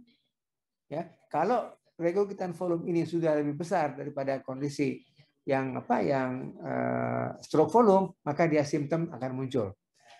Nah, ini ada beberapa gambar regurgitasi mitral ya. Ini contoh yang tadi putus, katupnya itu ngadap ke bawah. Yang tadi dia prolaps, ya, jadi dia terbuka, tapi ujungnya itu masih ngadap ke atas. Kalau ini gregesan katupnya, ya, ada benjol-benjol. Kalau dia benjol-benjol, bisa mitral stenosis, dua-dua, bisa juga dia mitral regurgitation. Karena katup itu nggak mulus lagi dia. Jadi dia waktu dia nutup permukaannya nggak rata, dia bocor. Jadi ini biasanya karena infeksi yang seperti ini. Kalau seperti ini biasanya mechanical karena ruptur ataupun karena prolaps. Kalau yang seperti ini itu umumnya fungsional. Jet ini kita bisa lihat nanti. Jadi gambar ini gambar jetnya miring ke sini nih. Ini tergambar di echo nanti, miring begini. Yang ini juga begini. Yang ini juga nanti di tengah begini. Itu tergambar di echo nanti, bisa kita lihat. Dan ini kita bisa melihat bahwa dia nggak koaptasi. Ini bocor umumnya yang sifatnya fungsional. Ya.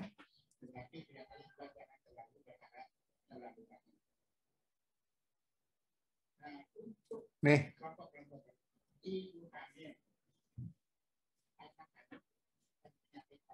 Nggak bisa di aneh. Saya tangkap gulanya itu Pak Sam itu sama aku pengen tahu gulanya dia. Nah.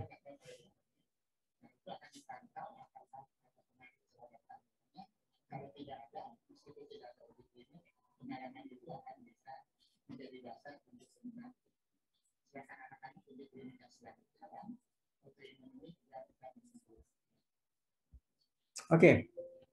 Jadi simptom and sign ya. Jadi Anda bisa membuat sendiri simptomnya ya. Dengan melihat bola-bola 4 tadi berdasarkan kondisi, Anda bisa melihat apa yang terjadi. Ya, kalau outputnya udah rendah, maka oksigen. Oksigen itu lesu, lelah, pening kepala dan seterusnya yang berhubungan dengan volume. Ya. Jadi fatigue, dyspnea de effort, PND, ortopneu. Nah, kalau dia bicara mengenai dyspnea de effort atau PND ataupun ortopneu, itu biasanya berhubungan dengan kondisi edema paru. Jadi adanya kenaikan tekanan di pulmonary vena pulmonalis akan menimbulkan kondisi seperti yang tadi di paru-paru. Jadi sama. Jadi dyspnea de effort, PND, ortopneu, even batuk darah. Ya. Kemudian palpitasi, kemudian gejala-gejala AF, emboli sama endokarditis. Jadi ini berlaku umum.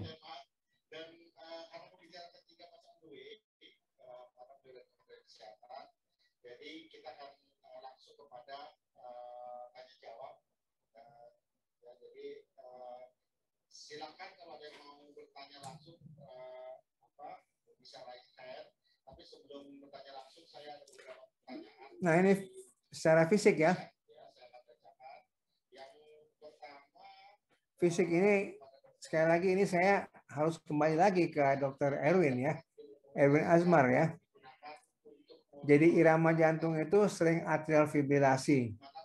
Oleh karena apa? Oleh karena pada semua kondisi dengan pembesaran atrium kiri, maka atrial fibrilasi almost always ada di situ. Ya. Kemudian GVP normal kecuali ada right ventricle failure. Nah, Anda bisa bikin lihat juga nanti di bola-bola 4 kapan GVP-nya normal, kapan GVP-nya meningkat. Ya. Kemudian apical impulse hiperkinetik. Ada thrill sistolik. Udah ngerti ya thrill ya? Halo? Iya, Prof. Thrill udah ngerti thrill ya? Iya, Prof. Sempat dibahas. Udah dibahas ya? Udah pernah tahu kan thrill kan? Ya, Prof. Sempat disinggung. Hah? Ya sudah agak sempat disinggung. Agak sempat ya. Coba seberapa sempat? Coba saya mau kepengen dengar. Apa itu thrill? Nah, izin menjawab, Prof. Kalau yang saya pahami thrill ini jadinya tuh getaran dari kontraksi apexnya itu bisa terasa dari luarnya, itu kelihatan banget. Ya, jadi Anda itu namanya dia miskonsep. Jadi memang artinya memang physical diagnostic ini kayaknya menjadi tidak menarik ya. Apalagi kalau Anda sudah lihat gambar echo, aduh cantik banget sudah. Ini udah nggak menarik ini barang klasik banget ya. Thrill adalah turbulence yang Anda raba. Jadi bukan gerakan apex, bukan gerakan jantung ya. Jadi thrill itu adalah flow, turbulence. Halo? Iya, Prof. Jadi Lagi mencatat. Ya, thrill itu sesuatu yang penting sekali Anda maknai. Kenapa? Kalau ada thrill, kita kembali kepada bising. Bisingnya harus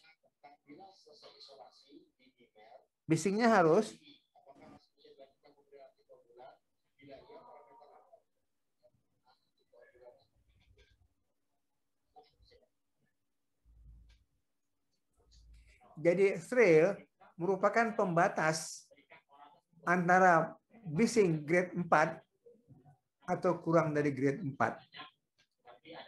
Kalau Anda bisa meraba thrill adanya turbulence, Anda bisa raba, maka murmur itu almost always di atas 4. Nggak mungkin 3. Ya. Kalau saya dengar bising, saya dengar auskultasi, saya bilang, wah Dr. Leo, ini bisingnya grade 3. Kamu bilang, oh enggak dok, ini bisingnya grade 4. Gampang itu bedanya. Ya. Tapi kalau Anda bilang, dok, ini bisingnya grade 5, saya bilang, oh ini bisingnya grade 4. Ya. Jadi kalau saya bilang itu grade 4, kamu bilang itu grade 5, itu benar. Karena kan saya udah tua, jadi pasti peka-peka dikit lah ya. Kamu yang masih muda pasti mendengarnya dia grade 5, lebih kuat gitu ya. Itu normal. Tapi kalau saya bilang grade 3, kamu bilang grade 4, nah, kuping kamu yang salah. Karena apa? Karena ada batas, yaitu perabaan. Kalau perabaannya tidak ada thrill, maka tidak mungkin dia grade 4. Mengerti? Mengerti, Prof. Kalau ada 4 dengan 5, kita sama-sama meraba thrill. Sepakat kita bahwa itu di atas 4. Persoalannya adalah 4 atau 5. Saya bilang tadi kan, saya sudah tua, 4B kuping saya dengarnya kan. Kau bilang 5, oke, ada maaf. Tapi kalau saya bilang 4, ada yang bilang 2 atau 3, tiada maaf bagimu. Jelas kan itu? Jadi thrill ini sesuatu yang penting menjadi marker ya untuk mengatakan bahwa bising di atas 4. Oke ya. Nah, jadi artinya sebetulnya fisis ini saya nggak boleh ulang sebetulnya. Ya, tetapi saya agak sanksi apakah kamu bisa nangkep ini semua. Ya. Jadi atau saya skip aja ini ya. Saya skip aja ini. Anda minta waktu, lepas dari cerita bahwa saya ngajak atau nggak ngajak, anggap aja kita diskusi aja 1 hari mengenai hal seperti ini. Saya serahin sama Anda setuju atau enggak? Mungkin harus diskusi dulu, Prof. Leo tidak enakan kalau langsung jawab. Kenapa? Nanti Anda dengan teman-teman, saya juga bukan ngasih kuliah sama Leo nih, sama kelas nih. Kelasnya nggak tahu saya, yang paling nggak ada ketua kelasnya. Paling nggak ada ketua kelas, ada ketua grup yang mengatakan bahwa saya bebas. Jadi saya bebas bisa memberikan sesuatu apa aja kalau Anda mau. Anda bisa minta ke saya. Whatever it is. Ya. Jadi pada kondisi normal di dalam sistem terintegrasi sistem blok, semestinya tugas saya adalah menyampaikan, klep sakitnya begini, ininya begini. Mengenai fisiknya itu harusnya saya udah bebas, nggak usah ngapa-ngapain lagi bicara mengenai ini gitu. Mestinya. Nah, persoalannya ya, saya mau tanya apa benar begitu? Ya, saya going on. Coba Ada S3. Pada kondisi mitral regurgitation ada S3. Kadang-kadang diastolic murmur. Ini kamu bisa mengerti nggak ini? Bilang aja kalau enggak. Enggak, Dok. Enggak, Prof. Enggak kan? Enggak, Prof. Ya oke, enggak apa-apa. Kemudian S1 bisa normal. Bisa lemah atau keras. Bisa mengerti nggak ini? Mengerti. Ngerti? Ngerti nggak ini? Ngerti, Prof. Oke. Jelasin saya kapan S1-nya lemah. Saat katup mitral nutupnya nggak terlalu sempurna.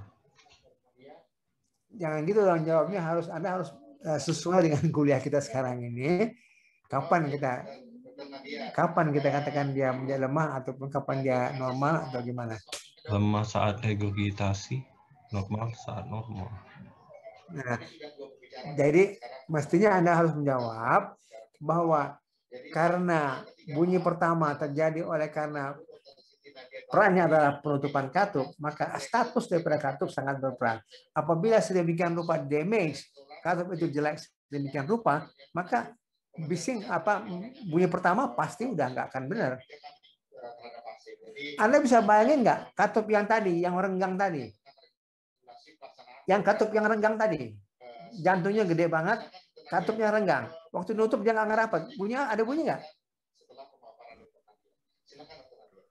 Bunyinya bakal lemah.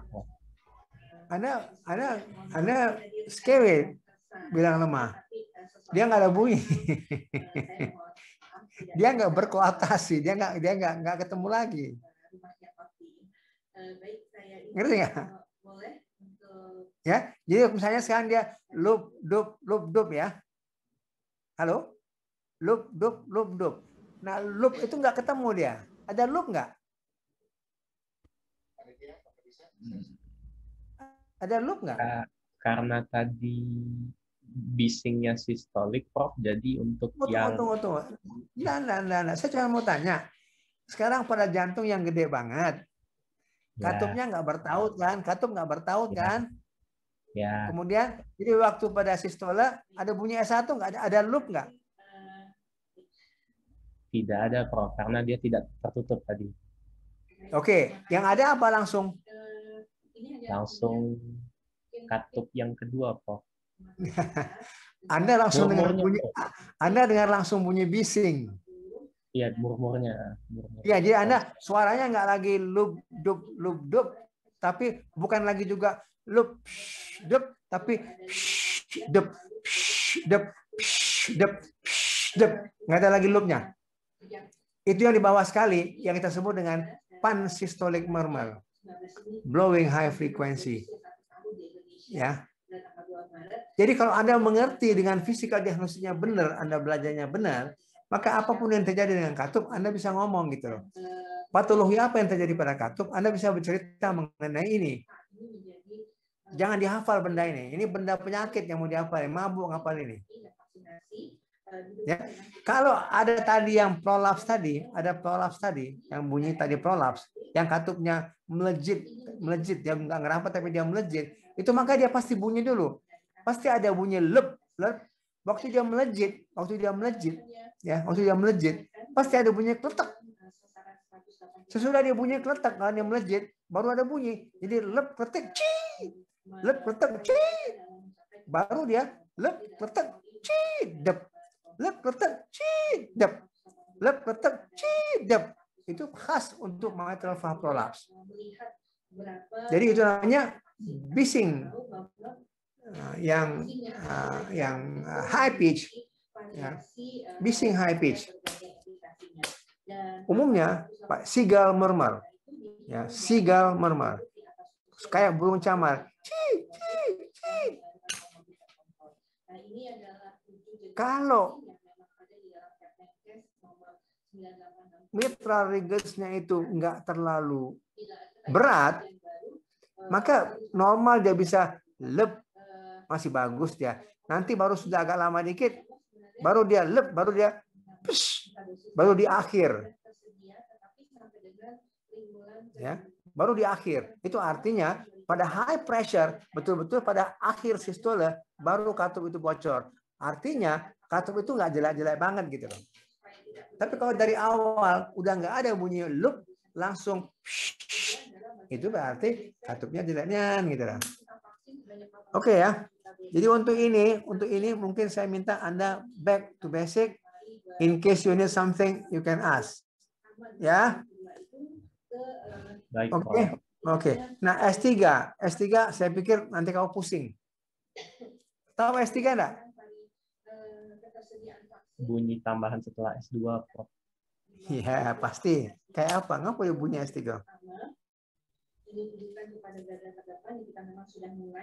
Dia akibat darah yang ada di ventrikel itu ketemu sama darah yang isian dari diastolik, Prof. Kalau seingat Leo.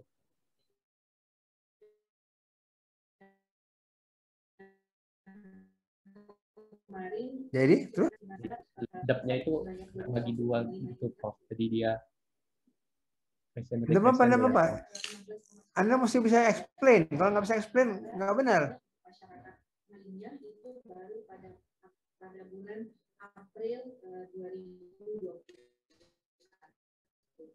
Jadi S3 itu, ya, S3 itu, mau nggak S3 itu? Kalau dalam orang yang normal, umur atlet atau muda-muda tuh sebenarnya masih normal, Prof. Nah, very good. Nah, ceritain saya, kok bisa dia kita anggap normal, S3 padahal normal? Ini cerita yang hanya setahu saya saja, Prof. Takut salah.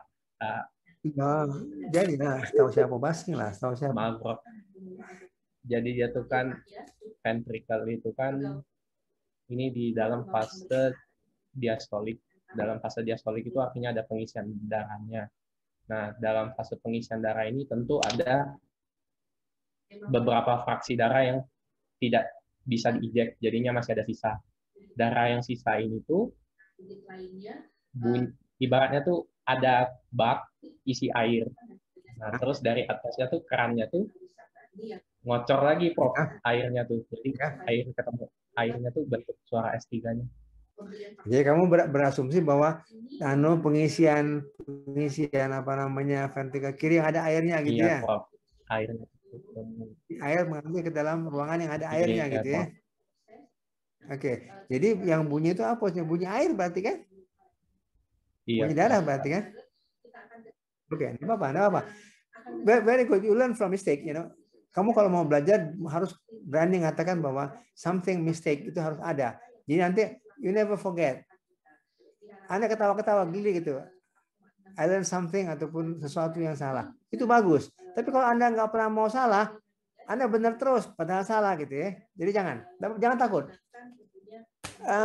Sebetulnya S3 tadi kan asumsi kita bahwa bunyi jantung itu terjadi oleh karena menutupnya katup. Ada kecuali pembukaan pada opening snap tadi ya. Pada MS ada opening snap ya. Nah, pada semua kondisi di mana ada kenaikan tekanan di dalam left ventricle, semua kondisi di mana ada kenaikan tekanan di left ventricle, maka pengisian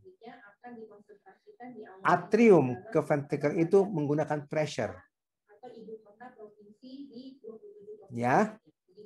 Apabila ada pressure pada kondisi yang normal, begitu atrium kiri terbuka, maka secara pasif katup akan terbuka dengan santai, langsung terbuka dia. Dia akan mengalir dengan laminar. Pada high pressure, pada kondisi di mana ada tekanan di dalam left ventricle yang lebih dari normal, kita ambil saja seorang anak-anak muda dia lari ya. Kemudian heart rate-nya itu menjadi 150 per menit. Ya.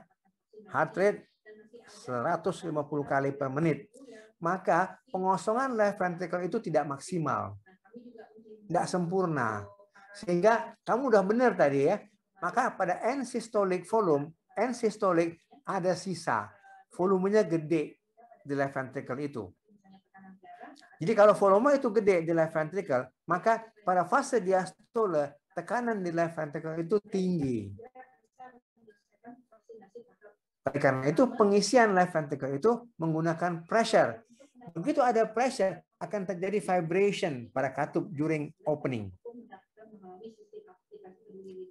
Vibration pada katup dan aparatus, horde dan sebagainya itu yang bisa menimbulkan bunyi S3. Jadi bukan bunyi air yang terkocok tadi, bukan. Jadi vibration dari aparatus. Ngerti itu? Terima kasih sekali. Oke, itu namanya physiological S3. S3 yang fisiologis. Pada kondisi yang abnormal, di mana tekanan left ventricle itu almost always tinggi, maka S3-nya akan menetap ya. Sepakat nggak? Sepakat, Prof, karena dia tiap itu yang namanya galop. Ya, kapan tekanan di left ventricle selalu tinggi?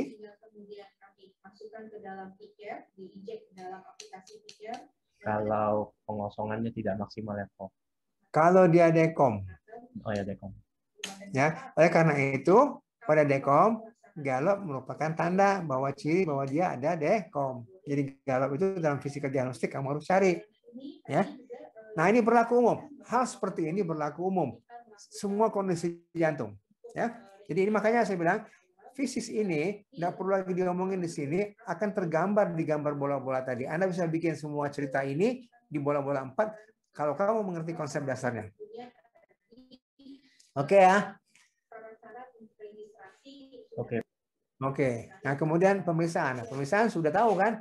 Ada EKG, ada ronsen, ada fonokardiografi, ada ekokardiografi, ada catheterization, nah gitu ya. Nah, ronsen, ada gambar nggak, Meh?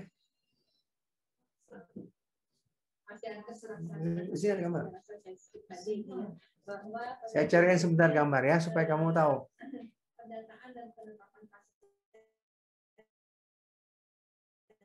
Melaksanakan vaksinasi adalah bisa merupakan fasilitas pemerintah dan fasilitas swasta yang tentunya memenuhi kriteria. Yang pertama adalah memiliki tenaga pelaksana, memiliki sarana rantai dini, dan memiliki internasional maupun fasilitas pelayanan kesehatan. Nah, kalau tidak memungkinkan untuk fasilitas tersebut memenuhi kriteria-kriteria tadi sebagai fasilitas mampu vaksin, maka dapat menjadi fasilitas yang kita sebut sebagai pos vaksinasi.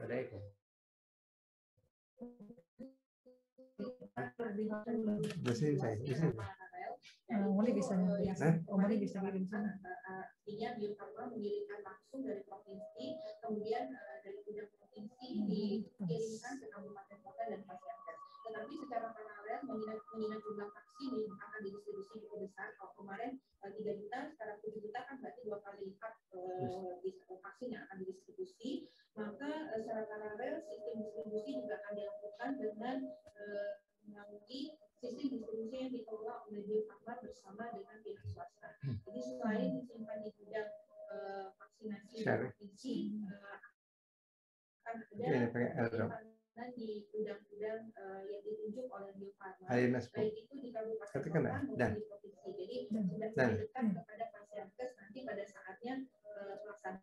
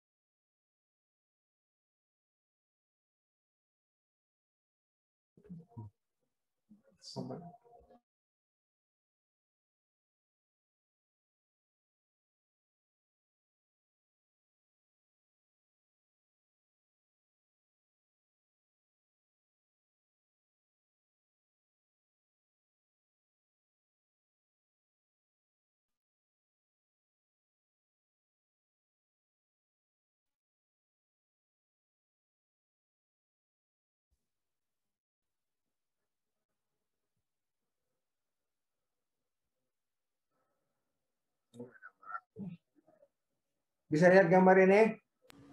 Bisa, Prof. Bisa, Bisa Prof. ya? Iya, tadi saya mau gambarin tulang foto, tapi ini nyarinya pusing aku. Jadi ini kamu lihat, ini gambar seperti dana yang kamu lihat ya, dana ya. Ini left ventricle ya. Ini horda, ini papilaris, ini katup aorta. Ya, katup aorta. Ya. Ini katupnya ini nggak rapat ini, ujungnya ini ngeletok ini. Ini yang ini waktu nutup itu meletot. Nah, ini gambar apa? Ini gambar mitral regurgitation. Jadi ada warna yang biru pada saat jangan menutup ini menyusurin ini karena jet darah yang balik itu menyusur ke sini. Nah, ini ke sini dia. Ya ini warna biru. Hah? Gambarnya kelihatan? Gambarnya kelihatan. Oke ya. Bisa ngerti ini?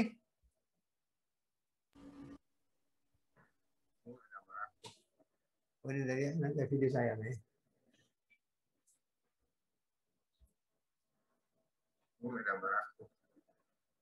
Sudah ya? Jadi kamu lihat di sini left ventricle-nya gede. Mana? Pindah. Balik ke lagi, balik ke kuliah lagi. Share tadi. Cukup, saya mesti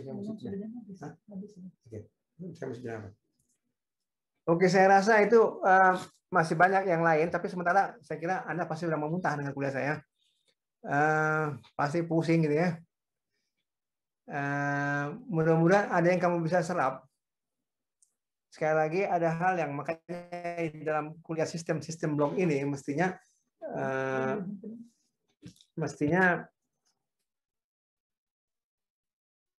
diorientasi demikian sehingga itu menjadi dasar kalian untuk bisa menyerap kuliah-kuliah yang lain. Kalau seperti ini jadinya memang menjadi susah.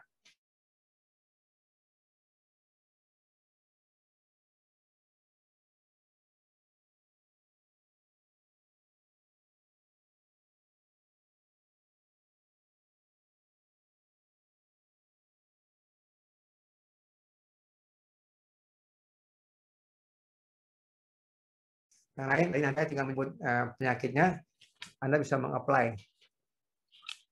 Ada yang mau tanya nggak ya?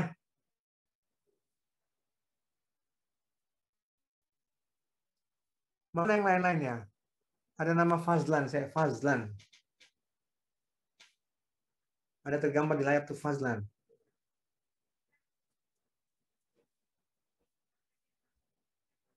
Fazlan?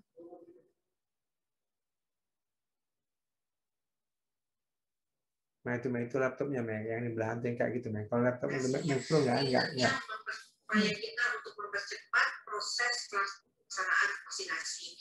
Untuk lansia setelah registrasi nanti metode pelayanannya bisa ada dua opsi. Yang pertama berbasis Vaskes, ini bekerja sama dengan RT RW mendatang sasaran dikumpulkan ke puskesmas. Ada pertanyaan Fazlan? Kalau enggak saya maju ke tempat lain ke vaksinasi massal ini dilakukan melalui ada pertanyaan, Dok. Belum ya? Belum ada ya? Oke. Dengan tentunya kalau ini adalah instansi atau berdasarkan organisasi keagamaan atau organisasi masyarakat. Jadi metode pelayanan lansia ini ada beberapa pilihan pemberian vaksinasi tidak harus dilakukan di fasilitas pelayanan kesehatan. Jadi saya tidak bisa melihat kamu gitu ya. Saya kehilangan keahlian saya. Saya mempunyai keahlian. Saya sebenarnya bukan spesialis penyakit dalam ya. Saya adalah spesialis penangkap orang yang nguap. Tapi karena ini nggak dilihat, saya nggak bisa lihat siapa yang nguap. Ya. Nggak ada yang bisa sembunyi dari saya kalau ada yang nguap di belakang. Tapi karena ini virtual, saya nggak bisa lihat. COVID-19. Sementara untuk logistik itu menggunakan ada yang tahu? Logistik yang kita sebut ada pertanyaan lagi? Dan Smile. Ini perubahan data terkait ada pertanyaan? Pelaporan. Selamat sore. Hah? Apa? Selamat sore, Prof. Saya izin bertanya. Siapa namanya? Megan Rusli, Prof. Megan. Oke, Megan. Yes, please. Jadi saya ingin bertanya, Prof, apakah mitral valve collapse mempengaruhi Prof? Tadi dikatakan adanya palpitasi. Itu saja nggih, Prof. Matur nuwun, Prof. Nggih, sami-sami saking Jawi, Mbak. Mbak Megan saking Nggih, Jawi. Prof. Jawi ini pun di, Mbak. Nggih. Jawi ini pun di Semarang, Prof. Waduh, wes anu wingko babat ya nek. Wingko babat enak ya. Walah mah. Ya. Ngerti wingko mboten? Ngerti ya? Ngerti, Prof. Oke. Nek palpitasi, nek palpitasi itu apa? Palpitasi itu apa? Pertanyaannya. Palpitasi adalah, ada yang bantu saya mau jawab apa itu palpitasi? Ada yang mau jawab palpitasi? Lo ada udah physical diagnostic loh. Nanti saya ceritain bagaimana mitral regurgitation bisa bikin palpitasi. Ya Anda harus tahu apa yang dimaksud dengan palpitasi. Mbak Megan ngerti mboten palpitasi itu apa? Heart rate lebih dari 100 kali. Enggak. Itu tuh udah ada konsepnya salah. Jadi nek palpitasi dikaitkan dengan heart rate udah salah. Kalau saya bilang tahikardi, Anda baru menjawab heart rate. Kalau palpitasi, Anda mesti jawab palpitasi adalah sense. Rasanya sing koyo piye lah rasanya gitu. Deg-degan gitu loh. Ya, dia ngerasain. Basic konsepnya adalah si pasien itu ngerasain pukulan jantung itu ke dinding dada. Itu palpitasi.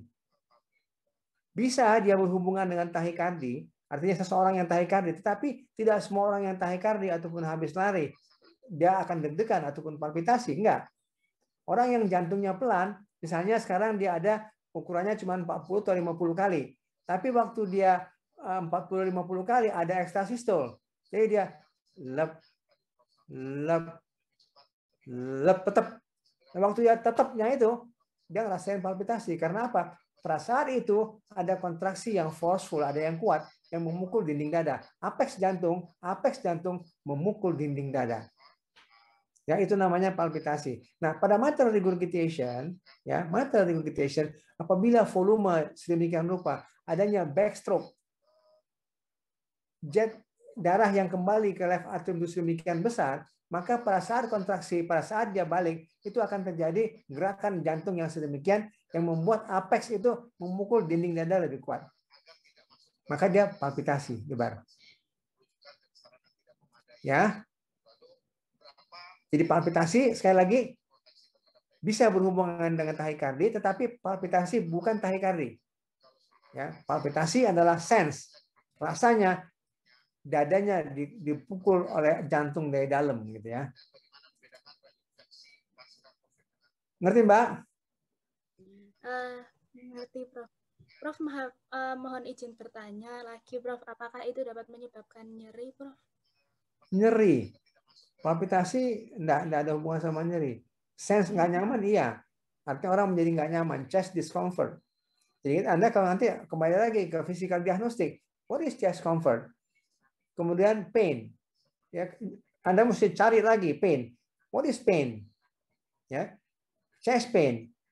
Chest pain itu kalau kita bicara chest pain, chest itu mulai dari kulit, ada tulangnya, ada perikardiumnya, ada macam-macam, ada koronernya gitu ya, chest pain. Tapi kalau Anda bilang angina pectoris, maka bisa cerita koroner, ischemic heart. Ya, tapi kalau palpitasi dengan pain, mostly enggak. Jadi pain itu palpitasi adalah discomfort, dia nggak nyaman. Ya. Ada lagi? Bisa ngerti? Mbak Megan? Oke, Prof. Matur nuwun, Prof. Sami-sami, Mbak Yu. Waduh, saya ingat di Jawa jadinya. Siapa meneh yang mau nanya? Ayo. Saya kangen pakai bahasa daerah. Leo, pakai bahasa daerah apa?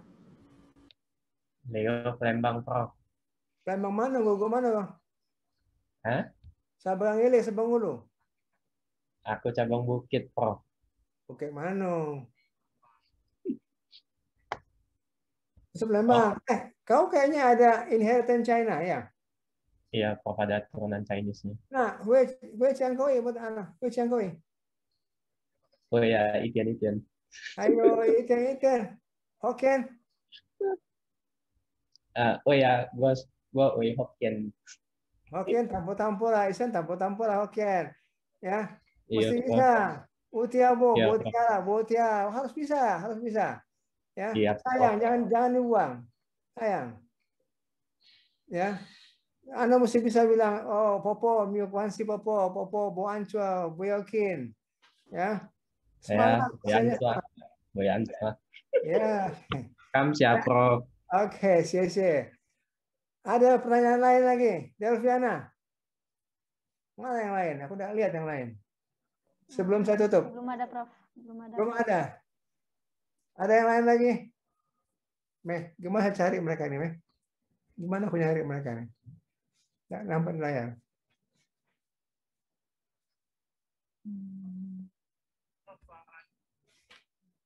Nggak ada? Permisi, Prof. Izin bertanya. Apa namanya? Perkenalkan, Prof. Saya Kanza Aulia dari kelas Gamma. Menyambung pertanyaan dari Megan tadi, Dok. Prof, apakah diperbolehkan seseorang dengan mitral stenosis melakukan olahraga ya, Prof? Terima kasih, Prof. Olahraga, bentar ya. Gimana layarnya? Mana orangnya ya? Tanzia ya? Mana ya? Kanza, Prof. Tanza. Bentar, saya belum lihat orangnya. Gimana caranya melihat orangnya? Saya ini Gapte. Kanza. Oh, ini Kanza ya? Oh, kau dari mana, Kanza? Dari mana kau? Aslinya? Aslinya dari ini, Prof. Dari mana? Brebes, Prof. Jawa Tengah, Prof. Wah, Jawi banyak sini ya. Tapi kok jenenge Kanza itu namanya Afghanistan, namanya Eropa Timur sana itu. Kok dikira nama Kanza, kenapa? Gimana, Prof? Saya tanya dulu, kenapa dikasih nama Kanza? Aligani itu spesialis pernamaan, selain penguapan ya. Selain nguap juga spesialis pernamaan. Saya mau tahu kenapa dikasih nama Kanza. Arti nama Kanza, Prof. Hah? Arti dari nama Kanza? Iya. Oh, kalau tidak salah saya pernah mencari. Halo? Ya, Kanza apa? Kalau saya pernah mencari di internet, katanya itu artinya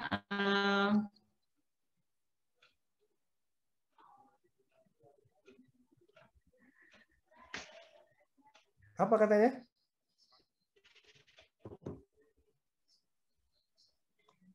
Perempuan berhidung mancung, Prof.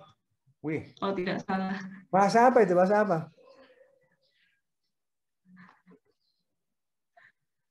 Arab ya, Prof? Bahasa apa? Bahasa Arab ya? Bahasa Arab. Wih, nanti kamu boleh mana ya? Oh, nanti kamu lihat lagi. Saya spesialis bahasa Arab. Nanti kita ngobrol lagi bahasa Arab ya. Iya, Prof. Sementara kita jawab dulu. MS. Boleh latihan nggak MS? MS tergantung dengan gradasinya, tergantung berat ringannya MS. Pada MS yang berat, kita nggak bisa dia. Tapi artinya, pada orang-orang valve, katup, apapun dia, upayakan orang itu aktif. Supaya apa? Supaya muscle-nya itu efisien. Dengan efisien muscle, maka dia effort-nya itu kecil. Kalau orang itu kakinya bagus, terlatih ototnya, maka dia nggak perlu ngotot untuk bisa naik tangga. Dia santai aja, sehingga bebannya itu menjadi kecil. Maka toleransi exercise-nya itu menjadi lebih baik. Tetapi prinsipnya pada MS yang berat, Anda akan menginjus dekom kalau dia disuruh fisik berat. Ya, menjawab nggak? Nggih, Prof. Terjawab, Prof. Oke. Ya, nanti kau cari lagi PR-nya ya. Nulis PR. Nanti saya mau tahu bagaimana nulisnya Kanza dalam bahasa Arab. Ya, pakai kaf atau pakai apa itu? Pakai kaf atau pakai ya? Oh, gini. Saya jelasin sama Anda semua ya. Yang ada di Palembang, saya jelasin ya. Bahwa di Palembang itu merupakan suatu daerah dengan bahasa daerah yang paling banyak, mostly, probably ya, di dunia. Probably. Kalau di Jawa Anda cuma kenal Sunda, kemudian Jawa halus, kemudian Jawa kasar Surabaya. Udah 3 aja di Jawa. Ya. Kalau di Sulawesi Anda cuma kenal Sulawesi, ada bahasa Bugis, ada Toraja, enggak banyak. Kalau di Palembang, banyak banget. Oleh karena itu, Anda harus menangkap secara presisi chief complaint. Ya. Jadi chief complaint itu Anda harus tangkap sedemikian rupa, secara precise. Makanya kita tahu bahasanya dia. Ya. Kalau Anda bilang sakit kepala orang-orang Komering, nggak presisi, waduh. Ya. Kalau tadi si Leo tadi orang Palembang, dia bilang orang Palembang aku kan. Kalau dia bilang orang Palembang asli, dok, tolong dok, aku sakit kepala dok, ya Allah dok, peningnya dok, mentak menyut. Nah, itu sepalgi. Ya. Kalau dia bilang ya Allah dok, tolong dok, tekinte dok, mugen. Nah, artinya dia vertigo. Ya. Mana orang Padang? Ada orang Padang nggak sih? Orang Padang. Dia bilang, tolong ambo sakit kepala, mbak dibuai-buai. Nah, itu artinya dia vertigo. Sakit kepala, mbak di toko-toko, itu sepalgi. Jadi bahasa itu penting banget untuk menangkap. Karena chief complaint merupakan sarana kita untuk menelusuri dia lebih jauh. Salah chief complaint, salah galau. Ya. Oke, nanti kita sambung lagi di waktu yang lain. Saya nggak tahu kapan. Tapi intinya tolong saya IT yang lain ada pelajari sehingga nanti saya nggak jauh capek untuk bisa menerangkan semuanya. Ya, finally, Mariana masih ada question nggak? Belum ada dok. Belum ada. Oke, siapa lagi yang lain ada? Kalau nggak ada, Mariana nggak ada. Fadia. Wih, Fadia ini bahasa Arab ya. Fadia? Belum ada pertanyaan, Prof. Ya. Kau buka kamus ya, nama kau itu apa artinya ya? Kalau nggak salah tuh artinya tuh wanita yang lurus. Wanita apa? Wanita yang lurus. Wanita yang apa? Wanita yang lurus. Nggak kedengeran aku. Nggak jelas. Wanita yang lurus, Prof. Fadia itu saya nggak tahu Fadia yang mana gitu ya. Fadia itu sia-sia gitu kira-kira ya. Karena dalam bahasa Arab. Fadia yang mana yang kau ini? Kau cari ya. Jangan basing-basing. Kalau bila perlu diganti anunya, dibeneri, diperbaiki. Ada yang lain? Kalau enggak, terima kasih ya. Cukup, saya leave ya. Assalamualaikum warahmatullahi wabarakatuh. Salam, terima kasih. Waalaikumsalam warahmatullahi wabarakatuh. Terima kasih banyak, Prof.